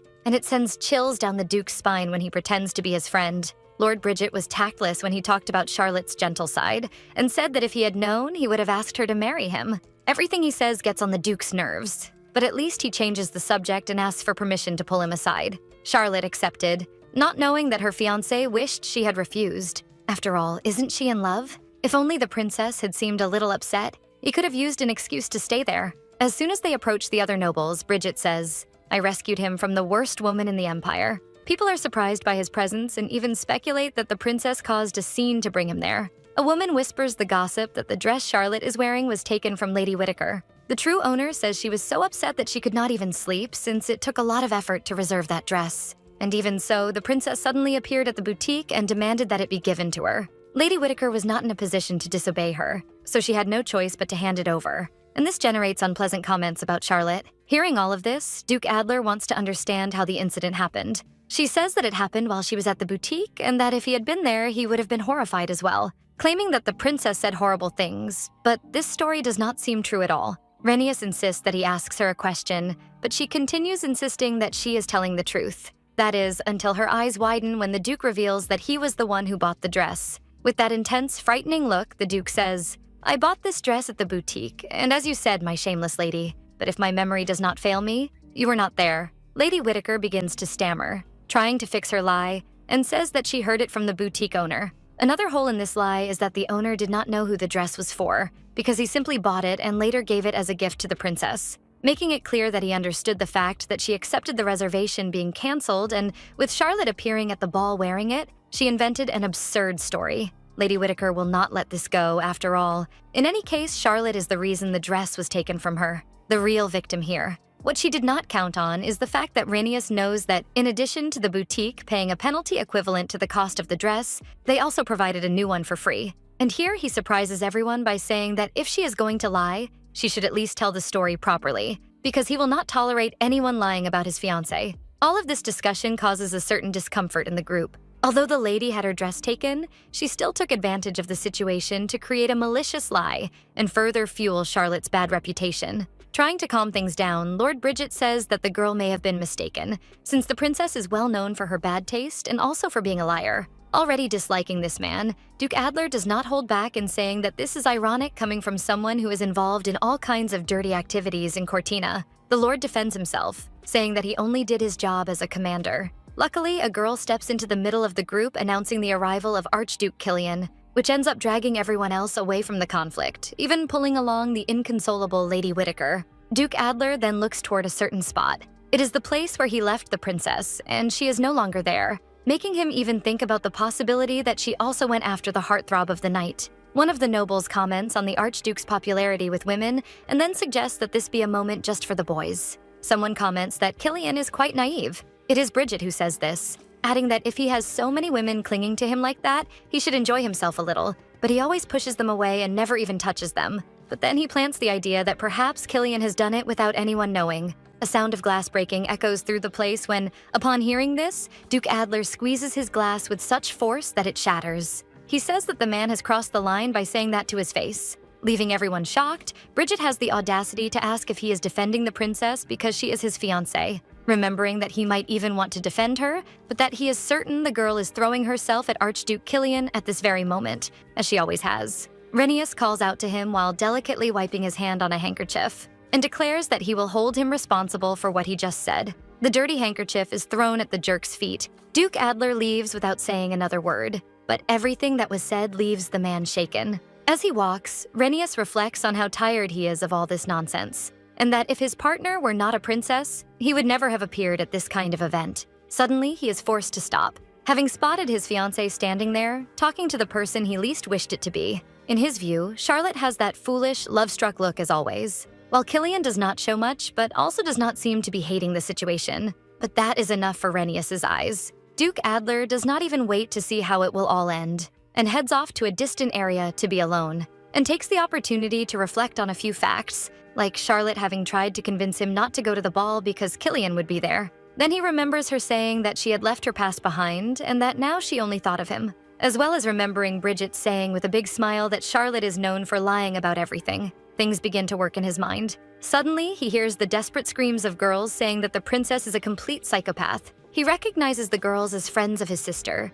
Then, right after, comes the sound of something breaking from where the girls ran off in fear. Duke Adler rushes into the room, thus finding Charlotte and Blair, whose eyes are full of tears, and he notices the broken wine bottle between them. His sister trembles upon noticing his presence. Still trying to understand what is happening, Rhaenys remains completely silent until he ends up snapping over it. He places himself in front of his sister and begins saying offensive things to Charlotte, making it clear that she cannot hide her true nature for long. The princess, in turn, merely lowers her head without even trying to defend herself. After hearing so many insults, she simply leaves, leaving even the Archduke confused. But Blair will not let things stay this way. The girl asks if her brother has gone mad to be acting like that, and he merely tells her to be careful with her tone of voice, since they are not in their home. She says that the princess saved her while she was suffering at the hands of those girls, and that the bottle fell by accident, then questions how her brother reprimanded Charlotte without even listening to an explanation. All the Duke can do is ask why this is only being said now. Crying heavily, the girl reminds him that she would have explained if he had not refused to listen and had simply said whatever he wanted and made her leave. Now she does not know how she will be able to face the princess. It is at that moment that Duke Adler runs out to fix the great mess he caused, running outside, having time to find her still standing at the top of the staircase. Rhaenys intends to explain his behavior to her and apologize for the misunderstanding, but at that moment, a man arrives and carries his fiancée away. This is not pleasant at all to his eyes. Charlotte even notices him there, and their gazes meet, only for her to look away right after, thus leaving while being carried. After the incident, a few days pass. Charlotte usually writes daily, but it has been days since he received any letters. Now he feels like the biggest idiot in the entire world. That day, Blair shouted at her brother, saying that the princess must be fed up with him, and that if she were in her place, she would never want to look at his face again. For him, not much has changed, since in any case, they would not see each other again until the wedding day. And he tries to convince himself that if she stops being in love, it will make no difference. It does not matter anymore. His secretary rushes into the office in a panic. Rhaenys wants to know what is so urgent that he would enter without even knocking. The Duke's eyes light up when he hears that it is a letter from the princess. Trying not to show too much interest, he asks whether all the commotion is about that. It turns out that the letter says that Princess Charlotte is currently in police custody. A few hours before Rhaenys ran out of the house in a panic, the princess was discussing the crime that had happened that morning. According to information brought by Jonathan, the killing was carried out in the same way as the other four, so the police quickly concluded that it was the work of the serial killer. Sir Watson also confirms her suspicion that it was a well-built man at least 180 centimeters tall, and to him this makes sense since such a person would be capable of overpowering and strangling Commander Bridget, who had received rigorous formal military training. All of this makes Charlotte think that she should not have stopped her investigation just because her feelings were hurt. The location of the incident is where Jonathan was born and raised, but it is not a place where nobles are welcome. It is Norwood Street, a slum full of beggars and criminals, considered the dark side of the glamorous imperial capital. At least the victim's body is probably at the precinct's morgue. So the protagonist asks whether it would be suspicious for an imperial princess to request to see the body of a victim, making the man widen his eyes, suspecting that she wants to go see it in person. That thought does cross Charlotte's mind, since it is the most crucial piece of evidence in a homicide case. But Jonathan answers her question, saying that it would indeed be suspicious, and makes it clear that he also does not understand why she is investigating these cases, but all she says is that she hired him on the condition that he help without questioning, and so tells him not to try to understand it. Charlotte asks whether the police station has holding cells, giving a small, devilish smile for her next plan. Martha's clothes fit the princess well, and it goes without saying that the dark-haired maid has no idea that some of her clothes were borrowed. The protagonist asks whether she still looks like Charlotte, to which Jonathan replies that no one would expect to find a princess in a slum. Once already at the place, she asks Sir Watson to stay there, keeping his eyes on her, and only to follow when she is taken by the police. Charlotte opens the bottle of wine, then pours all the liquid straight into her mouth. It does not take long for the drink to take effect and for her to start running around wildly. It only takes 30 minutes for her plan to work. As the officer arrests her, he says, "You really should rethink your life choices, young lady. Broad daylight and you're already drunk." To them, it is unbelievable that something so thin can make so much noise. Anyone who causes emotional or physical distress to those around them through aggressive words or actions while drunk is placed in a holding cell under imperial law. Charlotte followed this idea because it is a minor offense for which she can easily be released by paying a small bail and having a guarantor confirm her identity. At least the emperor will not find out. She starts yelling at the officer, demanding to know why he sent her there and saying they will regret this. The man begins lecturing her, saying that getting drunk and causing a scene in a neighborhood like this is a terrible idea, especially since someone was killed that very morning. Still acting, the princess says that it is a lie, and that they are just trying to scare her. The officer says that the victim's body is right next door, finally giving her the information she wants. Soon the princess asks to go to the bathroom, which does not please the man very much, so she has to appeal further, asking if he will clean it if she wets herself. But Charlotte's plans begin to go wrong when the man refuses to let her out. The princess demands to speak to his superior and continues with the famous line, "Do you know who I am? I had dinner with your boss just yesterday. We even went to a sauna.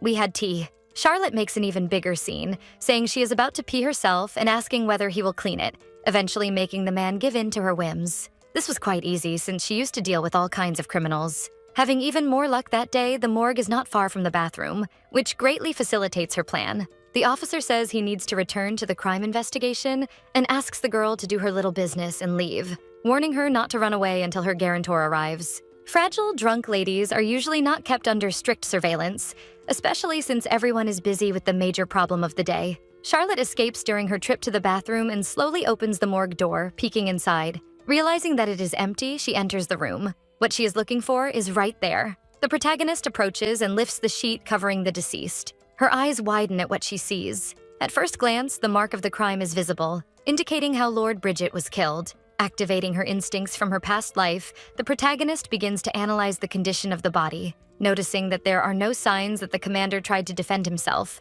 and his face is immaculate. Aside from the paleness, it is almost the same as the last time she saw him, which is strange for a man with military training not to have tried to defend himself at all. However, red blotches are noticeable on other parts of his body. This is an overdose reaction. It did not take long for the protagonist to understand that Bridget was poisoned and then made to look as if he had been strangled. She does not know how it works or how advanced forensic science is in this world, but the police were completely fooled by the killer. Outside the room, Charlotte takes time to think about why the criminal would try to falsify the cause of death. In the middle of the corridor, she ends up bumping into a police officer who notices that she is still a bit unsteady and asks, worried, whether she has not yet recovered. The box he is carrying catches the princess's attention. He explains that they are very busy with major cases like this one and cannot deal with something as small as her. Then he asks the girl to remain quiet and sober until then. But things become complicated for Charlotte because Jonathan cannot be her guarantor. To her, this makes no sense, since even common people can be guarantors in minor crimes.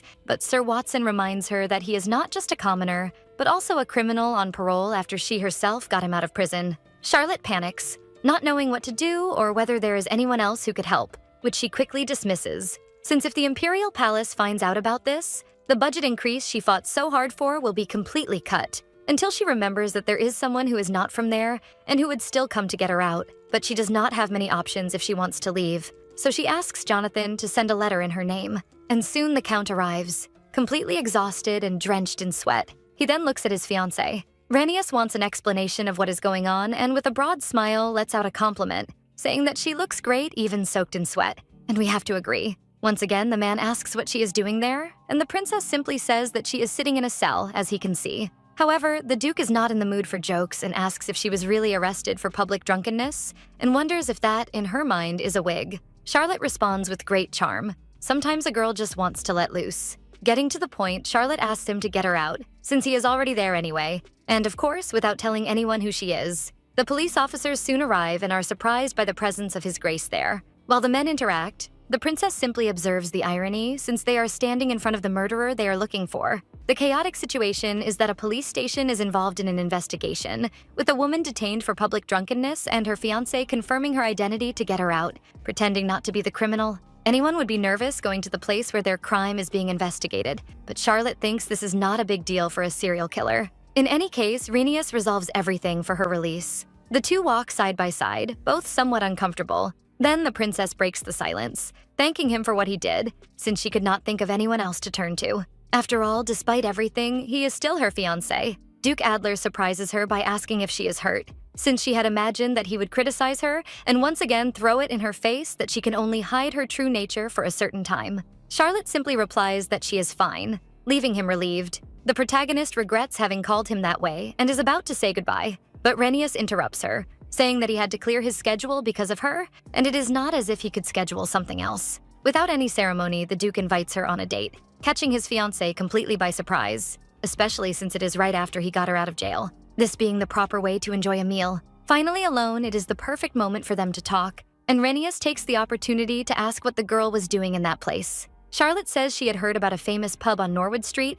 but she knew that if a princess were seen drinking heavily in a place like that, it would be very problematic. The protagonist needs to be convincing. Acting like a true delinquent princess, she says that life can be stressful sometimes, with moments when one can feel hurt and frustrated. And she explains that she wanted to get drunk because it would help her forget her pain for a bit, then asks if he never has moments like that. Adler is straightforward, saying that he has never drunk to the point of getting drunk, so he cannot relate to that, making her feel strange and apologize for the inconvenience she caused. Deep down, the girl cannot wait to change the subject, since the excuse she used now seems terrible. Rhaenys surprises her once again that day by asking if it was because of him that she felt hurt enough to get drunk. He says he regrets how he behaved at Lady Morstan's debutante ball. Showing sadness over what happened, he admits that he made a big mistake that day and apologizes for judging the situation poorly and acting improperly. Even if it feels late, he thanks her for helping Blair. Saying those words was difficult for the young man. He even looks away, embarrassed. Charlotte says that Blair is his sister, and since they are about to become a family, she would obviously help her. The princess does not understand what is going on with him. There was something very disturbing about Charlotte to Rhaenys, but nothing happened when the real one was involved. The carriages that were usually available had somehow been used by his sister and stepmother that day. It would take about 30 minutes for a new carriage to be ready. He could not wait that long. He needed to get to the shameless woman who had asked him to get her out of a cell as quickly as possible. The Duke ran until he found one available, finding the delinquent princess on the dirty floor of a cell, wearing simple clothes that an ordinary person would wear, and with a clean face without any trace of makeup. Yet the Duke wondered why this ridiculous woman suddenly seemed cute. He had no doubt that being out of breath from running so much was preventing him from thinking clearly. But what truly distressed him was the fact that his fiancée had been accused of public drunkenness. Talking with his secretary, Rhaenys comments on how Charlotte suddenly stopped sending letters after writing one every day, and asks whether that could mean she wants to end the relationship. Even without knowing what the Duke did, the man says he has heard that when people are about to break up with their lovers, they may change their hair or consume large amounts of alcohol. So he imagined that Charlotte ended up in that situation because he acted like an idiot at the ball. Then she ended up confessing that, leaving him completely shocked. This was the first apology of his life, and Charlotte graciously forgave him. Adler felt as if a heavy weight had been lifted from his chest, and now he began to feel a jump of excitement. Perhaps the princess was someone who understood him completely, yet he felt that it might be good to tell her something that had been bothering him and that he had never told anyone before. Rhaenys reveals that he did not want to come because the last time he was at the restaurant, he had a bad experience. The protagonist is surprised by his words and wonders if the young man is about to confess memories of crimes. At her request, he begins to tell what happened 2 months earlier, when the head chef ignored his request and cooked the steak medium instead of well done, because that way it enhanced the flavor better. Indeed, the man went too far, even if he had only prepared the steak differently. But there is something else Adler needs to tell. His secret is that when he smells the metallic scent of red fluid, he begins to panic. So even though it was just the steak, it was unbearable and almost made him lose control in front of Blair and his stepmother that day. Charlotte cannot believe that a serial killer who graduated from the military academy with honors panics over something like that. He asks the girl not to look at him with such compassion.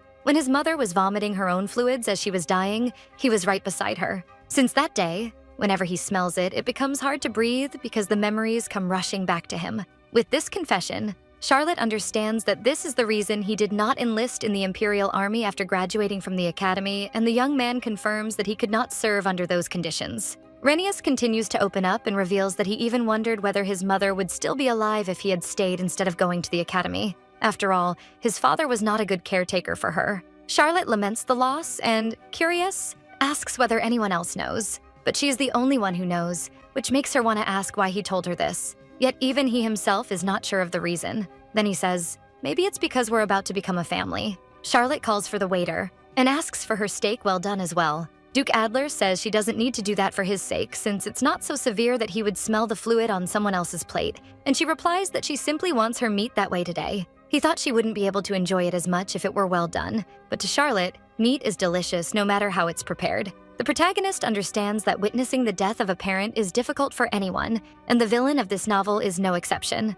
One day, on the way back from an amusement park trip they had saved up for, her family suffered an accident that completely destroyed their small car. She was the only survivor, and her thought was that if she hadn't begged to be taken to that park, no one would have suffered. And the girl remembers the days she spent drowning in guilt. Charlotte wonders if Adler has ever had nights like that. The princess says that none of this was his fault. Touching the Duke's hand, she tells him not to feel that way. After the end of that meeting, already at night, Charlotte is in the Imperial Palace. Lying in bed, she reflects that she should not grow personally attached to someone she is investigating, but in the end, she ended up comforting him. Her head is spinning, and she wonders what is wrong. But now is not the time for that, since she knows that the cause of the victim's death was forged. The protagonist intends to summarize her findings from the infiltrated investigation at the police station, since she discovered that Lord Bridget was actually poisoned. Another pattern is forming, with 2 other victims having suffered the same fate. However, it seems that someone is trying to recreate this using poison and pretending that a rope was used.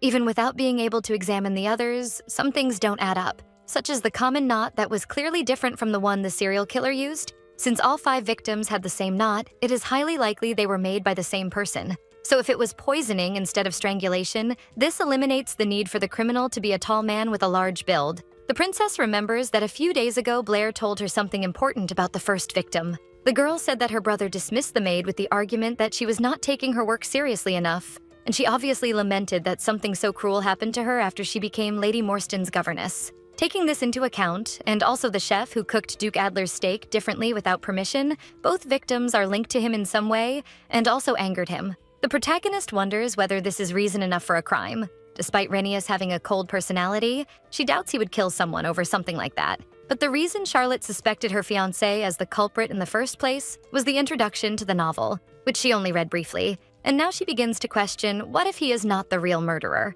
Then if not him, who would it be? Another day of banquet arrives, reminding her of the last one that ended brutally due to the attempted multiple killings. But the Emperor is happy that they resolved it so they can gather once again. Thus, the morning banquet begins. Alert to everything around her, it doesn't take long for Charlotte to realize that apparently Camilla is plotting something. And it doesn't take long to discover that it is because Marquise Dost is there, one of the people influenced by the redhead. Soon the man is called to speak, saying that he wishes to ask for advice. Letting slip some questionable words, he says that they are receiving complaints that the Empire's legal system is incapable of fully resolving certain issues, and so he wants to know the pros and cons of a certain change. He then directs this to Charlotte, wanting to know her opinion on the matter. If the plan was to bring down the princess, they just gave her the best ammunition. Inspired, she is ready to begin. Minutes pass as Charlotte presents her opinion, which generates murmurs among those present. After it ends, Marquis Dost says that he has nothing to add because her answer was brilliant. And of course, the Emperor is proud of his daughter, drawing generous praise. Charlotte smiles gratefully to Camilla's misfortune since she tried to use the protagonist's area of expertise to harm her once again without knowing that small detail. A list of official imperial events scheduled for the near future is handed to His Majesty. Reading the paper, the Emperor is surprised to see that it is time for the Imperial Confederation banquet. This is an annual event where high officials and leaders of Asgard's vassal states gather to promote harmony among the countries under its rule and strengthen their alliances. But in reality, it is merely a place for Asgard's vassal states to demonstrate their loyalty to the Emperor. The man explains that, due to the recent incident, Cortina has been excluded from the attendance list. Overcome by arrogance, the Emperor orders that this year's event be the grandest of all. Before leaving with these orders, there is still one matter to settle. He asks whether they should hold Princess Camilla's birthday celebration in his palace again this year. But the Emperor rejects it, saying it will be held in the Redhead's own palace, because this year the one to receive that honor will be Charlotte. This shocking revelation causes gossiping murmurs to rise once again, and of course, this does not please Camilla, who is completely against it. However, the Emperor has given his final word and stands up, unwilling to hear his daughter's complaints. Charlotte remains standing there, still not understanding what has just happened. Birthday celebrations for princes and princesses usually take place in their own palaces, but every year the Emperor chooses one child to have the party at his palace, and Camilla had been chosen for many years, being considered the most likely to inherit the crown. On the day of the poisoning incident, Prince Felipe commented that if Charlotte had not discovered it in time, Camilla would have been the only sibling left with everything. There is no definitive proof, but the protagonist believes that this situation gave the Emperor a reason to distrust her even more, especially as he is very concerned about those involved behind the scenes. Even so, it is not as if Charlotte asked her father for this, so there is no reason to be angry at her. At that moment, her thoughts are interrupted when Renius appears boldly, talking about their date for the day. He even asks if she has forgotten. As they walk side by side, the princess remarks that she was surprised that the Duke was the one who spoke first. But now, knowing that he may not be the culprit, she does not know what to say to him, yet it is the young man who breaks the silence. Rhaenys comments that he noticed how knowledgeable she is about the law and curiously asks if she studied it in her free time, and she simply replies that it was her field of study. That catches his attention, so the protagonist refines her answer, saying it was just the main focus of her studies, always catching the princess by surprise. Duke Adler invites her to be his partner at this year's Imperial Confederation banquet. Charlotte is left speechless. As if trying to avoid a refusal, Rhaenys explains that he really likes this event, and that is why she does not need to worry about him feeling uncomfortable attending. Charlotte believes this is because of that time she said he did not need to be her partner. In any case, she ends up accepting the request, leaving the young man delighted. Taking advantage of the moment, Rhaenys asks if there is anything else she has to say to him, but Charlotte denies it, finding his behavior strange. In truth, she has no idea what is wrong with him, since he has been acting very differently. Not just that day. Still, this makes her suspect that there might be something she usually says that ended up being forgotten. The princess draws his attention, saying that there is something on his cheek. Then she answers, "It's beauty." No one was expecting that. It was just a guess, since Charlotte was not very sure whether he actually expected a compliment, and she half panics, realizing that perhaps the young man sees her as a machine meant to feed his ego. In fact, she wonders how this silly guy could be a serial killer. Duke Adler decides to change the subject. He comments that he heard her dress was taken during Lady Morstan's reception, but Charlotte asks him not to worry, since it was her mistake. However, the young man intends to compensate her, since it was an unfortunate incident that happened while she was helping his younger sister, and this new dress will be a gift to be worn at the Imperial Union banquet. The princess asks if that is really fine, mentioning that besides the increased budget of her palace, she also has dresses she designed herself and never wore. But the Duke reminds her that the grand event includes representatives from other countries, and therefore he insists that his partner wear the best. This causes a small confusion, with the protagonist asking if her dresses are not good enough, and he then tries to fix the situation by saying he will buy it from Emmers, the best boutique in the Empire. Rhaenys also says that he made a mistake at the last party and therefore cannot live with that sense of debt, while Charlotte thinks that, as a state minister, the young man will meet many people who might not like the idea of seeing his partner in worn clothing. However, as far as she knows, it is difficult to get a reservation at Emmers even as a VIP, so she agrees to let the Duke make the reservation, but prefers to pay for it herself. At least that leaves him satisfied, and he accepts the idea, and she understands it as the young man simply wanting her to wear appropriate clothes. Back at the palace, Martha becomes enthusiastic upon hearing about the reservation. For the princess, however, it does not matter much. But the brunette does not care about that low energy, being very excited because she wants to make sure everyone knows the princess's status, since even the birthday banquet will be held at the Imperial Palace. She asks whether she will finally be able to put an end to the insolence of Camilla's servants, and takes the opportunity to share some gossip, saying that for some reason the redhead was unable to secure a reservation at the Amer's boutique. However, the girl's moment is interrupted when Jonathan asks whether nobles usually buy dresses every time there is an event. The young man is standing there, just listening to everything. Martha tells the sir to keep his rude comments to himself and not say them in front of the princess. Charlotte interrupts them and comments that she did not even get to wear the dress she bought, but the maid understands this as if the princess were still living in her amnesia state, since as far as she knows, Charlotte never wears the same outfit twice. Deep down, it is only the protagonist's soul that reminds her of poverty. Charlotte throws herself onto the bed, already tired, imagining how much she still has to do ahead, since choosing a dress does not take just one day. Seeing her sloppy manners, Martha asks her to maintain her dignity, but the princess does not care much, since it is only them there. Charlotte then looks at Jonathan. Noticing that the look is directed at him, he ends up blushing. At last, the young man turns to leave, saying that he has a lot of work to do and that he will return at the scheduled time the next day. The princess simply watches him leave. After he leaves, the girl remembers the conversation they had. Sir Watson researched Marquis Bridget, whose last public appearance was at the debutante ball, where he was the man the princess met, and it was not pleasant at all. Curious, Jonathan asks whether that unpleasant encounter had anything to do with the Duke. In any case, all of this irritated her. Another comment from Watson is that there were remarks about an unpleasant atmosphere between the Marquis of La Maria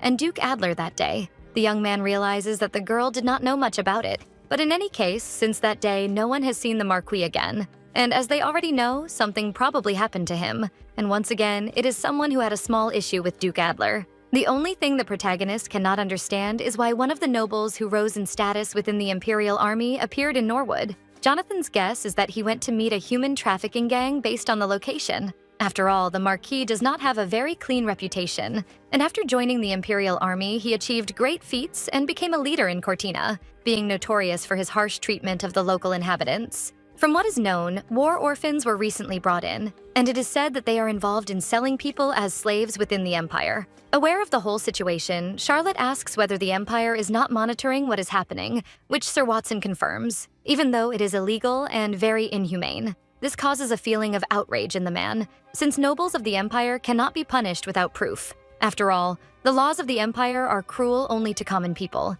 Changing the subject, Jonathan asks whether she examined the body at the morgue that day. Smiling, Charlotte confirms that the work was completed. However, she says she is only there to take a look at the files and comments that, as expected, the body was truly horrifying. The truth is that she still has no reason to reveal what was found, so she lies to her bodyguard. The protagonist also took the opportunity to look up records about the man. She discovers that as a military investigator on duty, John was working on a case involving atrocities committed by Marquis Brigitte against the people of Cortina, and that he presented it to his superior, Captain Kensington, in London. But the man ordered everything to be covered up, and when Watson refused to obey, a gun was pointed at him. Feeling threatened, John subdued the captain and was eventually taken to trial for assaulting his superior. The Marquis was the one who testified against the investigator during the trial. Because of this, there is a possibility that John also harbors negative feelings toward Brigitte and thus enters the list of suspects who could have committed the crime, so her decision not to say anything is certain. Given this, no one is completely trustworthy. After reflecting on this, the princess heads to the boutique, where she is warmly received. The trio is together, and Martha, as always, is excited about the reservation at Immerse, while the shopkeeper explains that she was instructed by Duke Adler himself to give special attention to Her Highness. Thus, the woman is ready to show the best dresses in the store. Charlotte is only concerned about whether the budget is sufficient, but the brunette convinces her that she cannot give up and must buy it even if it means delaying Sir Watson's salary. The princess tries on several dresses, each one more beautiful than the last. While the girls are excited, Jonathan is not very enthusiastic about this kind of task. Finally, Charlotte decides on a dress, and since it is the most expensive in the boutique, she regrets not having accepted when the Duke said he would buy it. The bill barely arrives and the princess already feels bad, imagining the total cost. She even looks at it with only one eye, afraid. However, she ends up surprised to discover that it is less than half the price of the dress she bought last time, so she asks whether it is really correct. Even with the shopkeeper confirming it, such a low price still does not make sense, and despite not understanding much about it, it still seems strange. The woman explains that everything is correct and says that, even as a merchant, she can manage a low-income business project. All Charlotte can do is accept it. The purchase is finalized with the promise that it will be sent to the palace, and the princess leaves the boutique with a feeling of unease. As soon as they step outside, it starts to rain. They still need to stop by the convenience store where the reservation was made, and Charlotte intends to go like this, only asking that a carriage be called. Jonathan stops her, asking whether she plans to walk around all day under these conditions, with the risk of getting sick and developing a fever, not to mention that her body is weak. Sir Watson asks her to wait there while he goes to fetch an umbrella and a carriage to take them, which makes the girl think it is unfair for him to go out into the rain like that. But the young man reminds her that he was a soldier, and walking in the rain is not a big problem. Jonathan then runs off, leaving the girls waiting. Martha even praises him, saying that despite his rough manner, she believes the young man is completely sincere, prompting the princess to comment that she chose her assistants well. Soon, the brunette voices her concern that Jonathan is not someone whose inner thoughts are known, and that is why the princess does not show him much affection, especially since his contract ends after the marriage to the Duke. Charlotte agrees, since in the end the young man is loyal in truth to the money he receives. The two change the subject, talking about how strange the price of the dress was. Then Charlotte promptly accuses Duke Adler of having done something. She is surprised by the young man's presence. Upon hearing the voice, Charlotte immediately turns around, finding herself face to face with Renius. He says, "I see the princess talks a lot about me when I'm not around." A bit embarrassed at being caught, Charlotte denies it and thanks him, saying that thanks to him she managed to get a beautiful dress. The Duke is pleased that she succeeded and asks whether she is waiting for the rain to stop. Charlotte confirms that she is waiting for her carriage there, but curiosity arises and she asks what he is doing there. Being the owner of almost everything in the Empire, he says that this building belongs to the Duchy of Adler, and that he is there because something happened. So he had no idea he would happen to meet the princess by chance. But this coincidence is very strange, making a reservation at a boutique located in a building he owns and then appearing at the scheduled time, and it raises suspicion that he might be watching her. There are still many doubts about the details, but the Duke remains the main suspect, and while he pretends to care, he may be looking for an opportunity to eliminate her. Still, Charlotte keeps her fake smile and agrees that everything is nothing more than a twist of fate. Renius seems pleased by this, his secretary appears, informing him that it is time for them to leave. This is the first time Charlotte and Alfred meet, and the man respectfully greets Her Highness. What catches Charlotte's attention is that the young man must know the places the Duke goes. Thus, she plans to extract information from him. But seeing that look from his fiancée, Rhenius completely misunderstands it and pushes his secretary aside, ordering him to fetch the carriage. Duke Adler then turns to Charlotte, asking if she has some problem with his secretary, since she would not be interested in him otherwise. Charlotte, of course, denies it, but the suspicion does not fade. Adler wants to understand what that look was, but the princess denies anything, saying she has eyes only for him. It is as if the Duke is trying to read her mind, and in the end, the young man blushes at the answer he received. The three of them remain there in a corner, sheltering from the rain while waiting for their carriages. The Duke leans closer, taking a look at his fiancée. Then he hands her his umbrella. Rhenius says he needs to go because of an appointment, and he steps into the rain, making his secretary rush after him in desperation. Martha sees this gesture as something very romantic. But what Charlotte's eyes catch is something terribly different from that. The knot tied in the cord holding the umbrella catches her attention. Meanwhile, in the carriage, Rhenius asks the man not to make a fuss just because a little rain soaked him. Alfred reminds him of the meeting with the president of the Imperial Bank and asks if he is not worried. But confidently, the blonde says it is not as if it will fail just because his jacket is a little wet.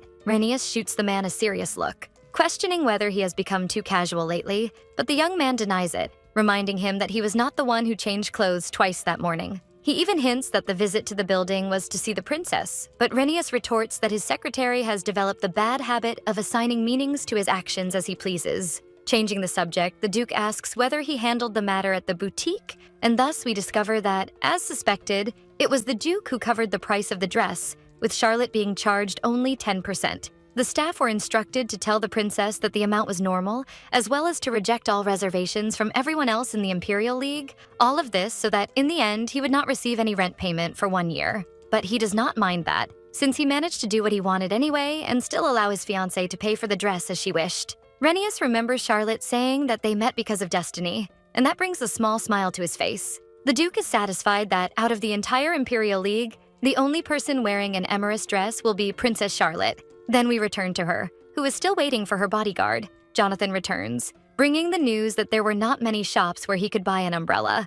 After all, it started raining suddenly. He barely finishes his sentence when something catches his attention, finally noticing that Charlotte is holding an umbrella, and Martha explains the whole situation, finding the action quite cute. Watson, in turn, comments, "It seems sweet enough to be a coincidence." The carriage is also there to take them. Charlotte thanks him for bringing her the umbrella and orders him to use it, but it does not help him much, since he is already soaked. The young man asks for what she is holding, promising to put it away once inside the carriage. He unties the knot and then opens it. Sometime later, what was already expected happens. Charlotte is impressed by her situation, since not even dogs catch colds in the summer. The protagonist knows that this body is weak, but she wonders if there might be something wrong with the way the umbrella was tied. She thinks she did not see when that cord was tied. Realizing her own intention, she wonders why she is making excuses for the Duke, trying to understand whether she does not want the blonde to be the culprit, but she knows that seeing the man's human side a few times does not change the fact that he may be the main suspect.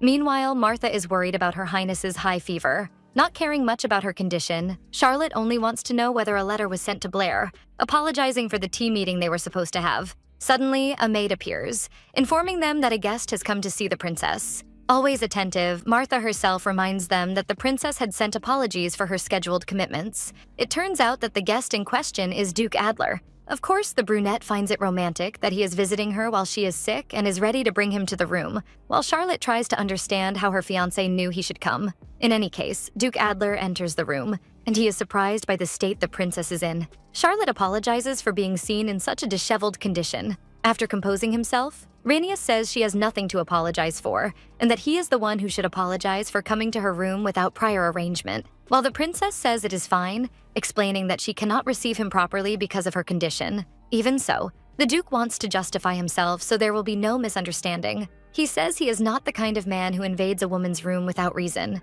but Charlotte did not misunderstand, since she does not think it is a big deal if someone enters her room, which leaves her fiancé shocked. He even tries to hide it, having previously considered the possibility that someone else had done so before. Changing the subject, the girl asks what he is doing there, since they do not have a meeting scheduled, and shortly after she begins to cough. Worried, Rhenius asks if she is all right, and she says she will be fine, that it is just a cold. The princess is curious to understand the reason he is there. Duke Adler seems a little nervous. All of this is to say that the reason he is there is to retrieve the umbrella he lent her. That is something Charlotte did not expect, leaving her completely shocked. Duke Adler tries to justify it by saying it is a special umbrella, but the protagonist soon realizes this might be an excuse. After all, why would the Duke come personally just to retrieve an object? Not to mention that the young man has been looking around since he arrived, so she believes he is there to explore the princess's palace since a criminal always does this before committing a crime. In any case, Charlotte points to where the umbrella is, saying that she had planned to return it personally. Rhaenys asks why she no longer sends him letters. Charlotte explains that since he gives notice when they will meet, she does not want to irritate him anymore by sending letters every time. But she is surprised when the Duke says that it is not irritating, that in fact he was eager to receive them. And he says that if she had informed him by letter that she was sick, he would not have shown up like this. Charlotte says that next time she will let him know, thinking that this situation is also partly her fault. The coughing from earlier returns, and this bout leaves the Duke very worried. Immediately, Rhaenys goes to her, ignoring her requests for him to keep his distance for fear of making him sick as well. But he needs to get closer to pick something up, to the point that others might worry about him being in her room. Now close, he notices something in his fiancé's hair. It is just a piece of handkerchief. Still surprised, Charlotte thanks him for this noble gesture. At least she reassures herself that the Duke will not try to eliminate her there, since there are many witnesses. Charlotte is pulled from her thoughts when the Duke grabs her wrist, noting that her body is weak. Then he says something strange. It seems like your wrist would break if I even squeezed it.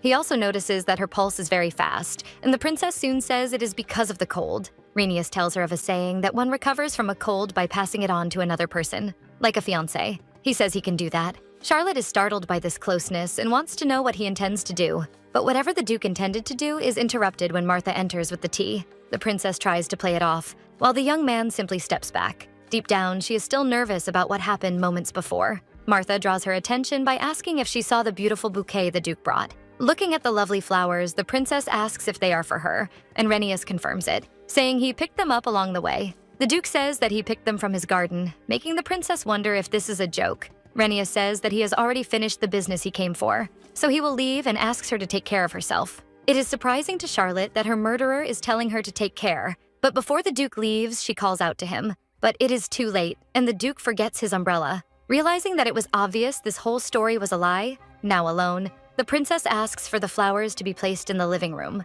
explaining to the maid that only beautiful things should stay together. In truth, she knows that some flowers are highly toxic, especially when they are brightly colored like these, considering the possibility that this could be the poison that would eliminate her. The protagonist throws herself back onto the bed, finally able to rest, but not for long. Jonathan enters the room, sees the girl sick, and uses the famous phrase, "I warned you." As for the Duke, a few hours earlier he had been informed about the princess's health. It was Blair who informed him, since she received a notice that the tea meeting had been cancelled. Duke Adler feels offended that his sister received the news and not him. Even after the princess declared her love, the two talk about it, and the girl wants to know if he is going to do something. Blair encourages him to at least bring flowers, after all he is her fiancé, but the Duke thinks it is rude to visit a lady without notice. But that does not matter to her, as she asks how everyone can be so uninformed about a woman's feelings, explaining that when the body is sick, emotions become weaker, and that a woman in such a state expects the man she likes to be by her side. She advises her brother to go and catch a cold as well, since it disappears if the illness is passed on to another person. This was the saying she heard from the ladies at the academy. Rhaenys sighs and says he will talk to Alfred to fit it into his schedule. The problem is that he has a lot of overdue work, and it is not a day they were supposed to meet. So he does not want the princess to misunderstand, not to mention that it would be difficult if someone were to mistakenly think that he likes her. So sometime later, Rhaenys arrives at the princess's palace. After all, he is her fiancé, and of course he can visit without a reason. And upon finding her, he sees the state of her health. He immediately remembers what Blair and Alfred explained about the process of transmitting a cold. That is why he approached Charlotte. But at that moment, he was interrupted by Martha. Only then did he come to his senses. That all of this had been madness. Suddenly, someone approaches and greets him. It is Charlotte's bodyguard, whom Rhaenys recognizes as the man who carried his fiancée that day, and also the person he encountered a few times at the military academy and heard was extraordinarily talented despite being a commoner. So this is the person who entered Charlotte's room. Rhaenys stares at him, wanting to know what he is doing there. Jonathan explains that he is responsible for accompanying the princess. Curious, the Duke asks if he comes very often, to which the bodyguard confirms. But Sir Watson says that not as often as he does. That is all the blonde man needed to hear. Before leaving, he says, "You had better do your utmost for my fiancé's safety." We return to Jonathan's meeting with the princess, who wants to know if there is any information, and the man finds it worrying to ask that first when she is sick. But after all, this is the only reason he is there, and Jonathan asks whether Her Highness cannot consider that his visit is motivated by knowing about her health. Charlotte points to the papers in his hand and says that those who come for that reason bring flowers or fruit, not a stack of documents. There is all the information about the third victim, as well as the ledger of business transactions and the whereabouts of the victim, the bakery owner. The person appeared to have a generous heart, supposedly participating in volunteer activities by regularly distributing bread in the slums of Norwood, and was on the way to do so on the fateful day. The princess says that gathering such detailed information must not have been easy, so she asks what the secret is, but once again the man says it is confidential. In the end, Charlotte thanks him and says she will get in touch as soon as she feels better, and soon begins to cough. Seeing this, Jonathan comments that the cold must have been from getting soaked in the rain and advises her to take care of her health first, and not the incident. This is a scolding that even Martha gave her. So the princess asks him to leave the documents on the table when he leaves. However, she loses strength in her hand, and the papers suddenly seem too heavy, and the stack of documents ends up on the floor. Jonathan asks if she is really so weak that she cannot even properly hold a stack of papers, but Charlotte feels embarrassed by this. Sir Watson says that he will tie them up and place them on the table so they can be read later, and tells her to rest. But something he said catches the protagonist's attention. It is the knot he tied with the cord, the important element for her investigation. The extraordinary skills of commoners from the slums of Norwood could be considered a curse. Despite being talented, they were never granted permission to rise in the hierarchy, which was particularly frustrating. Even when they showed superior performance in the end, only the nobility received opportunities. Commoners admitted to military academies were rare and were often looked down upon by noble families. After all, who would want to receive instruction from poor, low-class people? Therefore, they settled for lower-ranking positions within the imperial army. Even so, it was the best opportunity for common people. But what they witnessed in those positions obtained by such means was a mine of corruption, with unethical acts carried out in the name of the imperial army and vassal states, and a cartel of nobles who turned a blind eye to these crimes despite knowing about them. Jonathan, who raised legitimate arguments, was brought to trial under the accusation of assaulting a superior officer. While unjust orders were issued by the nobility and illicit incidents were instigated by them, in the end, the only person branded as a criminal was the common citizen, that is, him. So all that remained for him was a reputation of dishonor and the title of criminal. However, the person who extended a hand to him was the princess, who is known as the pursuer of Archduke Killian, foolish and useless, a ridiculous figure who could make people want to tear their hair out just by looking at her. Jonathan's first meeting with Charlotte involved a ridiculous proposal in his view, since she wanted to buy his loyalty. Charlotte said that what he went through was unjust, which was surprising, since no noble in the empire had ever sided with a commoner. That immediately made the young man think there was something behind her kindness, and that getting involved would certainly land him in trouble eventually. But the offer was too tempting to refuse, so selling a false loyalty was not a big deal to him. It should have been like that, but contrary to the rumors, Jonathan discovered that the princess was intelligent and modest, and surprisingly, she has a cute side. Another thing that was different from what he had heard was that she did indeed have affection for someone she loved, but it was not Archduke Killian, and instead Duke Adler, a person whom even commoners would not dare to cross paths with. However, he noticed that Charlotte also received disdain from him, just as she did from Killian. That day when he saw the princess in Count Morstan's garden, she was surrounded by withered flowers. Sir Watson felt a familiar sense of helplessness, and all he could offer were a few weak words of comfort. That was when he said, "The dress you wore at the last boutique suited you better." With the connection they now share, the bodyguard does not want the girl to be hurt by cold men who do not even deserve her. Returning to the present moment, Charlotte's expression completely changes, as if she had seen the most frightening thing, and Jonathan notices it, becoming very worried. So he approaches, asking the princess if she is all right. The young man desperately holds her face. Jonathan, still maintaining respect for a noble, calls her Your Excellency, even while desperate, but Charlotte can barely say a word, which makes him even more worried. Suddenly, the princess says, "The knot." The bodyguard immediately understands what she is referring to. The princess explains that it is not common, but in fact, it is not used in the Empire, but in Cortina. She explains that because it is very strong, the Imperial Army eventually adopted it, and it is a habit he kept from his time at the academy. Charlotte goes deeper into her investigation, wanting to know whether everyone uses it even after graduating, but it is more Jonathan's preference, since while training there, it became natural to get used to it.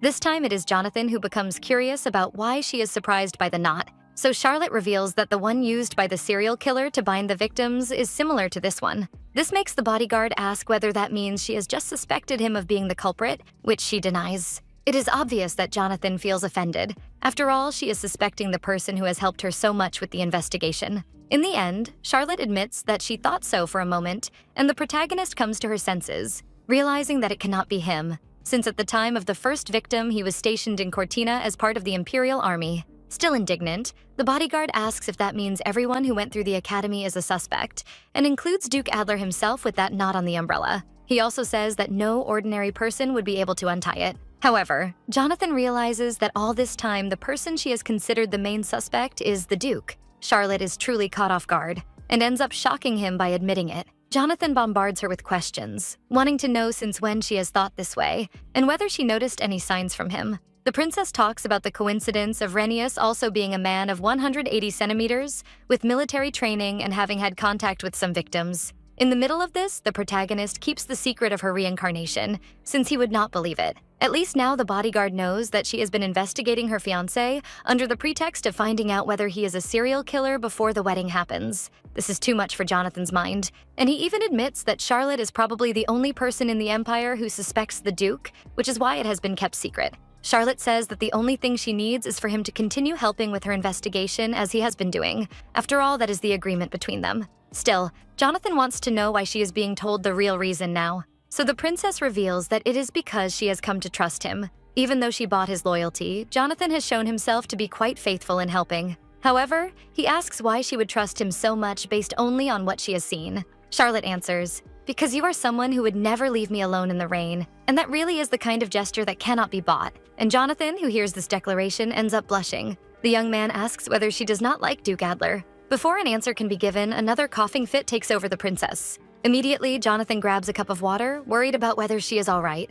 Charlotte then asks whether she would not be crazy enough to like a suspect of crimes against people's lives. In any case, the bodyguard only needs her help to find the culprit in this case. And if the person turns out to be Duke Adler, she intends to expose him before the wedding. Jonathan says that since he was bought, he must repay the favor and promises to help her even if it breaks his body. But Charlotte does not want things to reach that level. Still, Watson says that if that happens, it would be better for it to be him, since he is stronger and can recover quickly. The protagonist says that all she bought was his loyalty, so she does not want him to destroy his body. Charlotte believes she is in a good mood because she has relaxed, and she can also feel the effects of the medicine she took earlier. She says she feels tired and that she will rest, then asks the strong ones to leave. Jonathan also agrees that she needs to rest. The bodyguard helps cover her, promising that he will take care of the other tasks. Then days pass, and now recovered, Charlotte is in the office. She studies the third victim, the owner of the small bakery, a place famous for its delicious bread and popular among common people,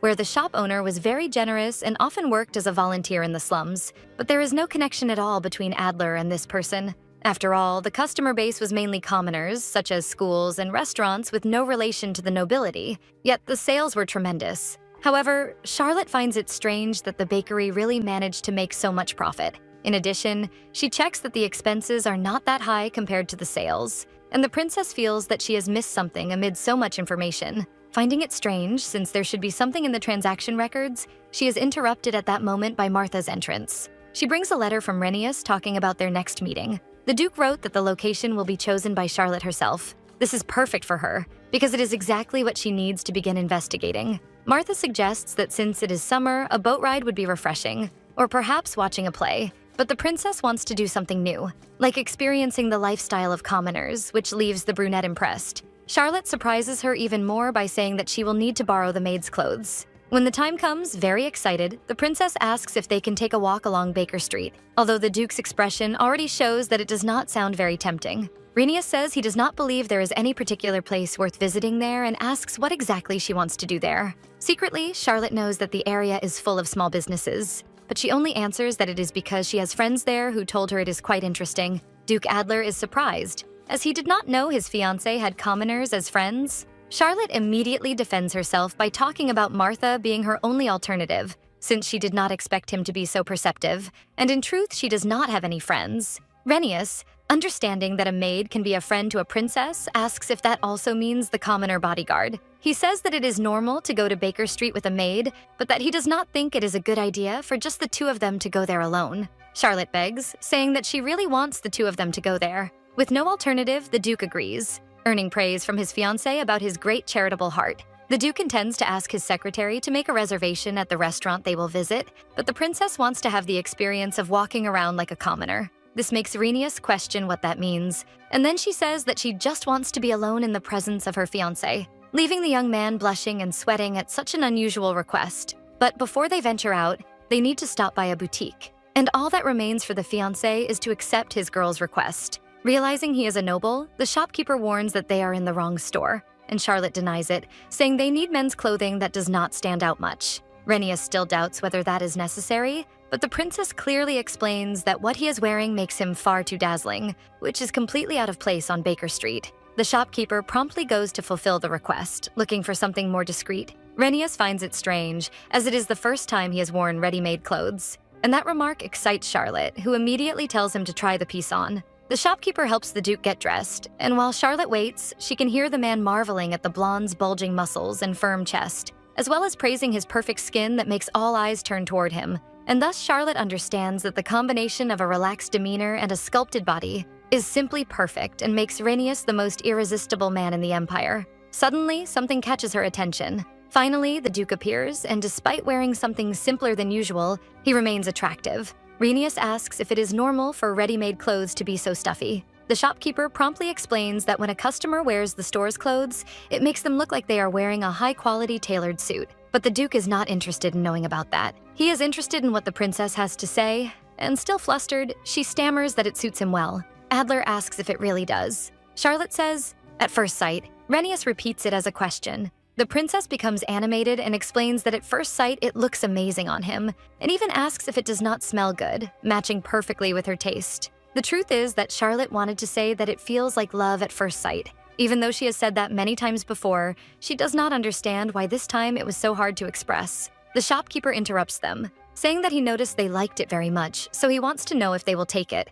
Rhenius not only buys the clothes he is wearing, but also everything in the store, which will not make much difference to his account since the suits there do not come close to the value of a single one he owns. The protagonist realizes it is the typical cliché dialogue that a boyfriend says when buying clothes for his partner. Well, secretly, the Duke is the greedy type when it comes to this kind of purchase. At least now he is ready to go to Baker Street. Thus, the two walk through a place no noble would ever visit for sheer pleasure. Rhenius asks if a destination has already been decided, and Charlotte immediately chooses the restaurant. Everything is nothing more than a lead for her investigation, since it is one of the main clients listed in the bakery's records. They have been importing and selling breads and desserts from there for a long time, and it is there that Sherlock Holmes will work alongside her beloved Watson, although Rhenius has no idea what is going on. Charlotte orders a well-done steak, remembering the blonde's small issue, plus a basket of bread and a chocolate dessert. The waitress writes down their order, promising to bring it shortly. As soon as she leaves, Duke Adler comments that even during his military training, he had better meals in more comfortable environments than this one, drawing a small laugh from the princess, who asks if this kind of thing is not rather fun, but only for her. Rhenius is not enjoying it, especially because he knows nothing about the place. Charlotte leans closer and whispers that it will be a secret between the two of them, revealing that she has been secretly coming to places like this for some time, and even recalling the last time she was found drunk in Norwood, living up to her reputation as a delinquent princess. But the only thing that strikes the Duke is that now the two of them share a secret. It does not take long for the food to arrive. Soon, Charlotte notices that the bread tastes different. The waitress says it is probably because she has not visited the restaurant in a long time, explaining that they now source their bread from somewhere else, since unfortunately the owner of the small bakery that used to supply them suffered an accident, lamenting that she was a very kind person. Charlotte is horrified by this terrible story. She tastes the cake and complains that it is sweet, whereas the bread from the old bakery was not. The girl explains that this one really is sweeter, and that the desserts and everything from there were the embodiment of such addictive sweetness that she felt as if she were under a spell every time she ate them. The waitress also says that the most famous item there was the vanilla cream, with its incredible flavor. Rhenius notices a certain interest from his fiancée in the bakery and asks if she has been there before, and the princess says it was something Martha told her about delicious bread coming from small bakery. But it is not something the Duke knows, as he is not involved in that sort of thing, nor is it of interest to him. He also says that she does not need to know his interest either. Charlotte retorts that at least not at the moment. After all, since she will be responsible for his household in the future,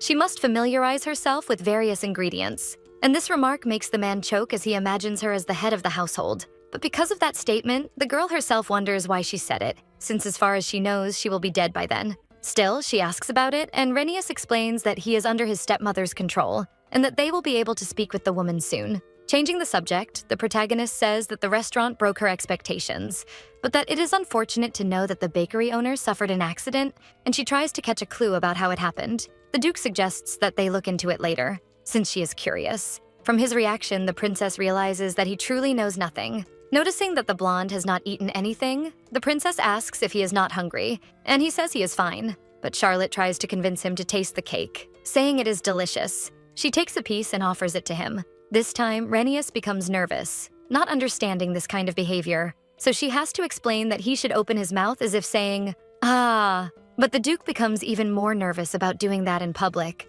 and Charlotte says that this is what one does on a date, and once again feeds him. Before he can question it again, the princess pushes the piece of cake into his mouth. Then she asks how it is. Renius says it is very sweet. She agrees while eating calmly, which somehow ends up making the Duke blush. This is the main assertion technique, a method to extract information from someone based on known facts. When one person asks another a question, they usually react defensively because they suspect the intention behind the question. But humans have a nature that teaches them to correct others. If false information is casually mentioned during conversations, it will be corrected and may even prompt them to share more about the subject. Charlotte felt uncomfortable with the transaction records of small bakery because there were no records of purchases of sugar and spices. Even though these are essential ingredients for bakeries, the profit seemed very high without expenses for the main materials. She asked the waitress whether they made the bread without sugar, since the desserts from small bakery were much sweeter, and the most famous item was the vanilla cream, which is definitely contradictory information. However, the details did not seem to interest Renius,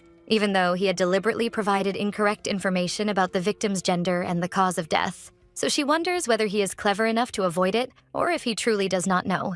Renius draws her attention by asking if she is going to praise his beauty, and Charlotte says that he looks very handsome. The princess comments that she noticed sweets are not really to his taste, and he agrees. Charlotte then says that she is very fond of sweets and asks whether sugar is expensive in the empire, which the Duke confirms, saying it is an ingredient comparable to mining, and a monopoly privilege passed down from the royal family and then the noble families. And the one who holds those rights is Marquis d'Aoste, as well as the Empress's family. By coincidence, the Marquis's secretary was the fourth victim in the serial killer case. So the princess wonders if there is some connection between them, but returning to the date, it does not have time to end. The couple goes to another establishment in that area. Renius asks what kind of place it is, and the princess explains that she heard about a new bar in the place where the bakery used to be. Charlotte sits on the stool and immediately orders 2 glasses of whiskey with ice, but the Duke stops her midway, reminding her that they cannot drink too much in the middle of the day. Charlotte asks him not to worry, promising that this time she will not end up in prison,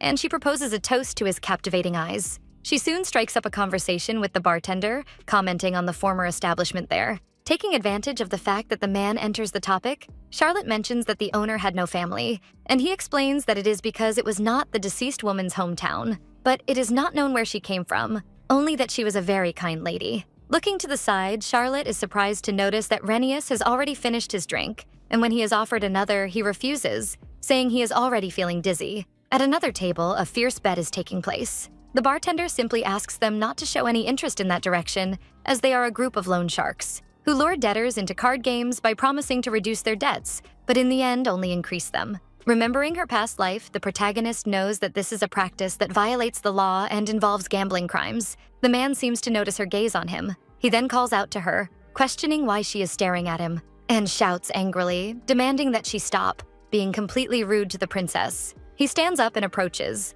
and soon the bartender explains that it is a misunderstanding, but the princess remains calm, while the hothead yells that she has lost her mind, saying that with those clothes she truly passes for a commoner, and the protagonist wonders whether she should take it as a joke and deal with the consequences. Although taking a punch from him might hurt a little, or even more, given her fragile body. But the punch does not come, because Renius grabs the thug's arm and squeezes hard, making him weaken, calling the man audacious. Renius says, "Try touching her again with your filthy hands." Another man arrives, grabbing the Duke, ready to teach him a lesson. But Renius is a soldier and easily knocks the man down, attracting more enemies who rush toward him. The Duke dodges a punch. Meanwhile, people watch, and Charlotte realizes that his military achievements were no joke. But she worries that if this continues, it will turn into an even worse fight. The bartender tries to end the commotion, asking the brawlers to stop, asking them to resolve the matter more honorably, like gentlemen, suggesting that they do so with a traditional duel. The cards on the table indicate that the game has been going on for some time. The man is confident in his hand. Renius shows no reaction, and Charlotte, worried, hopes that her fiancé will refuse. When the loan shark asks if he knows how to play cards, not to mention that the Duke swallowed the whiskey as if it were water, so she thinks he should put an end to all this nonsense. She asks what he is trying to do, as he is going to lose everything, and the blonde says that at the academy it was strictly forbidden to play cards. And it is quite clear, since the idiot even managed to take the Duke's watch. At this rate, the protagonist thinks he will be left in nothing but his underwear. This time, the cards form a sequence, and apparently the Duke is about to lose his pants. Renius asks if she has something to offer, which makes the princess wonder whether he will continue even after nearly losing everything, not to mention that he is making the same face as gambling addicts she used to investigate. The protagonist glances at another person. It is the debtor who had been exploited earlier, and he laments being involved with these fifth-rate thieves. Charlotte tells her fiancé to step back, announcing that the team is changing players. Catching everyone at the table by surprise, they begin to laugh right afterward. One of the men says, well, tough guy, is your little girlfriend joining this duel now?" And then asks Charlotte if she has anything to offer. The girl places a beautiful brooch on the table, ready to begin the duel and perhaps restore her fiancé's honor. Soon the match starts, and those losers get a taste of despair. In Charlotte's hand, there is a full house. Thus, she manages to win back the Duke's watch. Still impressed, the blonde asks how she managed to do that. She explains that it is the result of her refined upbringing, though in truth it is a skill she learned from a rogue she once arrested for running an illegal gambling house in her past life. Those establishments were always active, and during 2 undercover investigations, she learned the necessary skills to avoid suspicion. That way, she managed to catch more than 20 people. Everyone is impressed by how skilled the girl is. Charlotte declares, "Let's go all in this round," willing to put everything she has won on the line. The loan shark mocks her, saying her bravery is impressive but questioning whether she can truly back it up, and Charlotte retorts that if it is too much, they can simply stop there. But before starting, the princess wants a contract to be signed first. The man agrees on the condition that if she wins, the debts will be cleared, but it will not be pleasant if she loses, because she would even have to sell her body to manage to pay everything. He starts the game with a perfect sequence. It is a straight flush, and the loan shark says the girl should not be so confident. But Charlotte is just getting started, and now it is her turn. She reveals her cards on the table, leaving everyone astonished, especially the Duke. The princess has a royal straight flush. With the victory secured, Charlotte takes the contract and says, "Perhaps you are the one who should not be so confident." At the end of the afternoon, the man who had been in trouble with the loan sharks thanks her for saving his life. Charlotte advises him not to do business with loan sharks again and hands over the contract showing that the debts have been cleared. But what happened was not because the man wanted it, but because it was a necessity due to his son being ill. And her heart aches just thinking about the child suffering, as no father could endure that, just like Charlotte's own. She takes her brooch and offers it to him, telling him to use it if he needs money for medicine, because she understands that just because the debt was cleared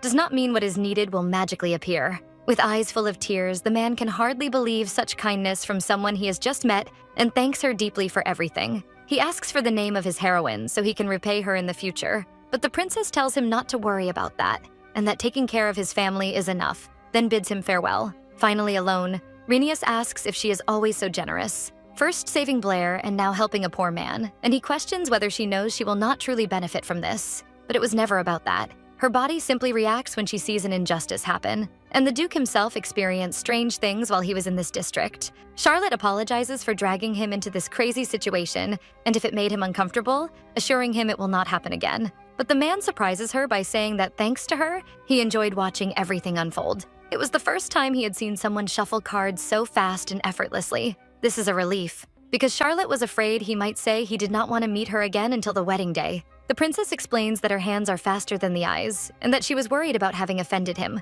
The conversation ends abruptly when the Duke notices something. Renius pulls the princess into his arms. Startled, she asks what is wrong. He says that someone might be following them. Charlotte asks if it could be someone from the tavern earlier. For Renius, it would be lucky if it were them. However, if it is someone who knows their true identities, it could be a problem. He pulls something from his vest while saying that it would be better if there were no need for bloodshed. Charlotte asks when he picked that up, and the man replies, "Did you think I would walk through these streets with you completely defenseless?" He holds his fiancée as they walk. At the same time, the pursuer is right behind them. The Duke risks a glance, and he says that they need to run. One look is enough for both of them to agree and start running. The pursuer also quickens his pace. Rhaenys holds Charlotte's hand, searching for a safe place to hide while using his weapon to protect them. The unknown man is carrying a dagger. Rhaenys finds an alley and pulls his fiancée so the two of them can hide there. Thus, the pursuer loses sight of them. The Duke holds the princess in his arms, keeping her safe there. Charlotte has her ear close to his chest, hearing his accelerated heartbeat. They hear the man say, "It would be my end if I failed this mission." The protagonist asks if it is that person, but her fiancé asks her to be silent because he is coming. Indeed, the pursuer approaches and looks toward where the two of them are. But Rhaenys is quick and strikes him with his weapon, making the man fall to the ground. With him unconscious, Rhaenys asks if she recognizes his face from somewhere. Once again, the princess is silenced. It is possible to hear the footsteps of other people approaching. They might be companions of this pursuer. Rhaenys is afraid he might have to use his weapon. Meanwhile, Charlotte also looks for a way to protect them. She grabs the wooden club. Even thinking it might not be necessary, the Duke asks her to be very careful not to hurt herself. The footsteps are closer, putting both of them on alert. Someone approaches. Rhaenys immediately draws his weapon, but whoever it is recognizes him. The person is actually his loyal secretary. The Duke sighs in relief and says that he told him to follow from a distance. Alfred explains that he became worried when his master suddenly disappeared into the alley. Rhaenys says it was because of the pursuer, and from what they can see, at least he is not an assassin. But he will be taken in for questioning. Now that everything is fine again, it is Charlotte who asks about the story of Alfred following them, and Rhaenys confirms it, making it clear that his fiancé does not fully grasp her status as a member of royalty. Upset, she admits she did not think about it properly. The Duke tries to lift her mood by saying that, in any case, it was still fun, and he admits it would have been even more so if he had seen her swinging the club. He has a gentle smile as he looks at her. The protagonist, meanwhile, has a sparkle in her eyes. After the unproductive investigation on Baker Street, Charlotte has been busy with preparations for the Imperial Federation banquet. It is exhausting to study the history of all the participating countries and their delegations, but at least her advantage is that she has experience studying for exams. A voice asks, "Your Highness, are you going in now?" It is Sir Watson waiting for her. Surprised, the princess asks if he has been waiting in this heat and whether he must be tired, but he says there are many shaded places around. Smiling, the man says it is not very difficult to wait for her, making the princess blush. Charlotte says she has good news, that due to security reasons, personal attendance will not be allowed at the Imperial Federation event, so the bodyguard can take the day off and rest. But apparently it is not such good news for him. Jonathan asks who will protect her. Learning that the Imperial Palace will be managing security at this event, he asks if her partner will be the Duke. Charlotte confirms, finding the question a bit strange. Jonathan asks if she is not being too careless. A bit agitated, he reminds her of what happened on Baker Street with the pursuer and questions whether she even knows who is behind it. But no matter what he thinks, Charlotte cannot take him to the event, nor can she distance herself from the Duke. Watson asks why she needs to take such risks to gather evidence. The issue is how the protagonist should explain that she is the 8th victim, no matter how far she stays from the main suspect. If she does not catch the criminal, she will not be able to avoid her end. Sighing, the princess says she cannot distance herself from her fiancé without a reason, reminding him that this person is Duke Adler. The man's reaction is to turn his face away. Before the mood worsens, Martha ends up appearing. Finally, the day of the Imperial Union banquet arrives. The servants are working at full speed to keep everything in order. Meanwhile, Charlotte is absolutely stunning. Martha is euphoric as always, saying she knew the dress would suit her perfectly and is happy that they managed to prepare something so beautiful to wear, especially since the princess has not attended any banquet for some time. The previous appearance of the true Charlotte was the first and last since she was expelled from the embassy for her behavior. She asks about the Duke, and the maid assumes he must have a busy schedule but that he will accompany her. And indeed, his word was kept. Her Highness's eyes are enchanted by the sight of the Duke, having to admit to herself that he is like a divine being, with a radiant aura shining behind him, yet all she says is that he looks magnificent. Rhaenys also compliments her, saying she looks very beautiful, and that the dress suits her perfectly. She also thanks him for choosing such a wonderful dress. Charlotte makes it clear that she knows it was the blonde man who paid the extra, and reveals that no matter how she looks at it, she still feels it is a bit too much of a dress,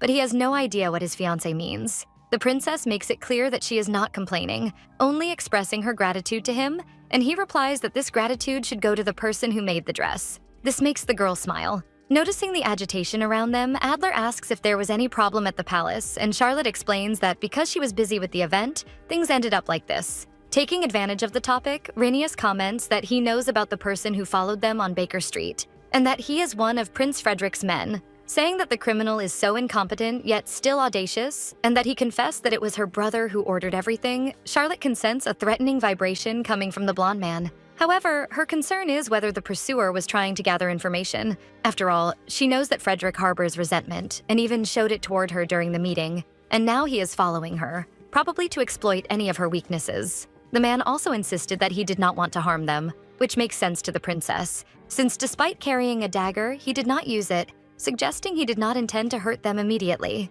Not to mention that attempting to harm a member of royalty carries severe punishment, so he must have made sure before making any move. Frederick agrees with this line of thought that the prince tasked him with gathering useful information. Rhaenys says that with the spy's confession, she has the option to bring this matter before the court. Charlotte is perplexed just thinking about accusing the prince. The Duke says that doing so would be advantageous, not to mention that there is a witness, and he assures her that she will not need to worry about any reaction from Frederick. However, it is not uncommon for the palace to use people to spy on others, and since no harm was done, the protagonist thinks that making this public would not cause any damage to her brother. Instead, it would tarnish the reputation of the nobility even more, especially since she was posing as a commoner on Baker Street, so she will not pursue it further as they returned unharmed, and she does not want to complicate things unnecessarily, and Duke Adler respects her wish. However, he advises her to be more cautious around the prince's associates for a while. Hearing this kind of concern from the person who will be responsible for her end is unsettling.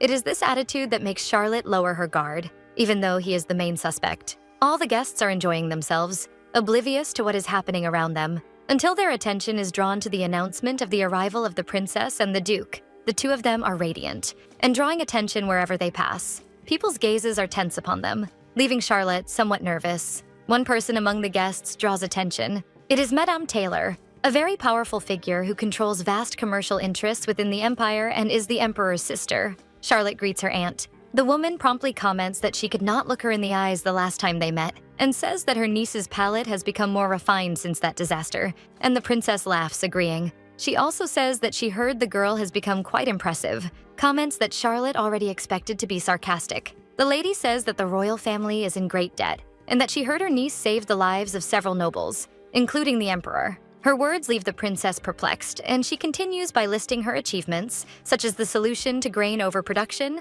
suggesting that it be used to produce alcohol. Rhaenys joins the conversation and says that it was indeed Charlotte who came up with the solution. The aunt says that the suggestion is also beneficial to her since she holds the rights to the alcoholic beverage business. People who hear this gossip that it was nothing more than pure luck. In any case, the emperor's sister invites Charlotte to the next tea party, confessing that she is already eager to meet her there, leaving everyone completely surprised. It may seem simple, but it is practically a small political arena for influential women of the empire, and being invited means that one has gained considerable influence in high imperial society. With this, Charlotte can actively compete for the succession to the throne.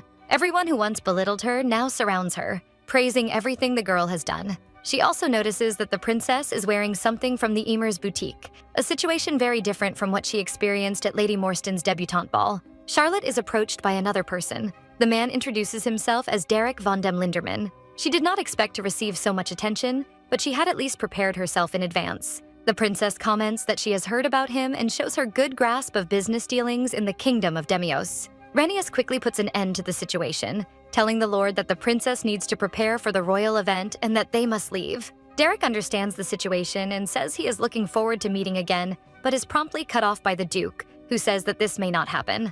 As soon as the lord leaves, the princess asks if it is not too early for the banquet, and he insists that they must strictly follow the schedule. Charlotte says that she did not even have the chance to speak with Derek, which makes her fiancé ask if there was any reason for them to talk. Even finding his reaction strange, the princess denies it, but it is too late, and Rhaenys is extremely irritated, saying that he despises those who overstep their bounds. To Charlotte, it feels as if Lord Linderman touched something that belongs to him, not to mention that she knows about a dispute over mining rights between them, being the attraction of that party. Another person calls out to the princess. This time, it is Archduke Killian, making the look of disdain between the men inevitable. And now, what will be the princess's fate at this banquet? And this is where we end today's recap of Undercover Princess, up to chapter 26. And honestly, this romance is getting dangerously good. What started as an undercover investigation into a serial killer has slowly turned into a tense, emotional, slow-burn romance where feelings are absolutely not part of the plan. What do you guys think about this romance?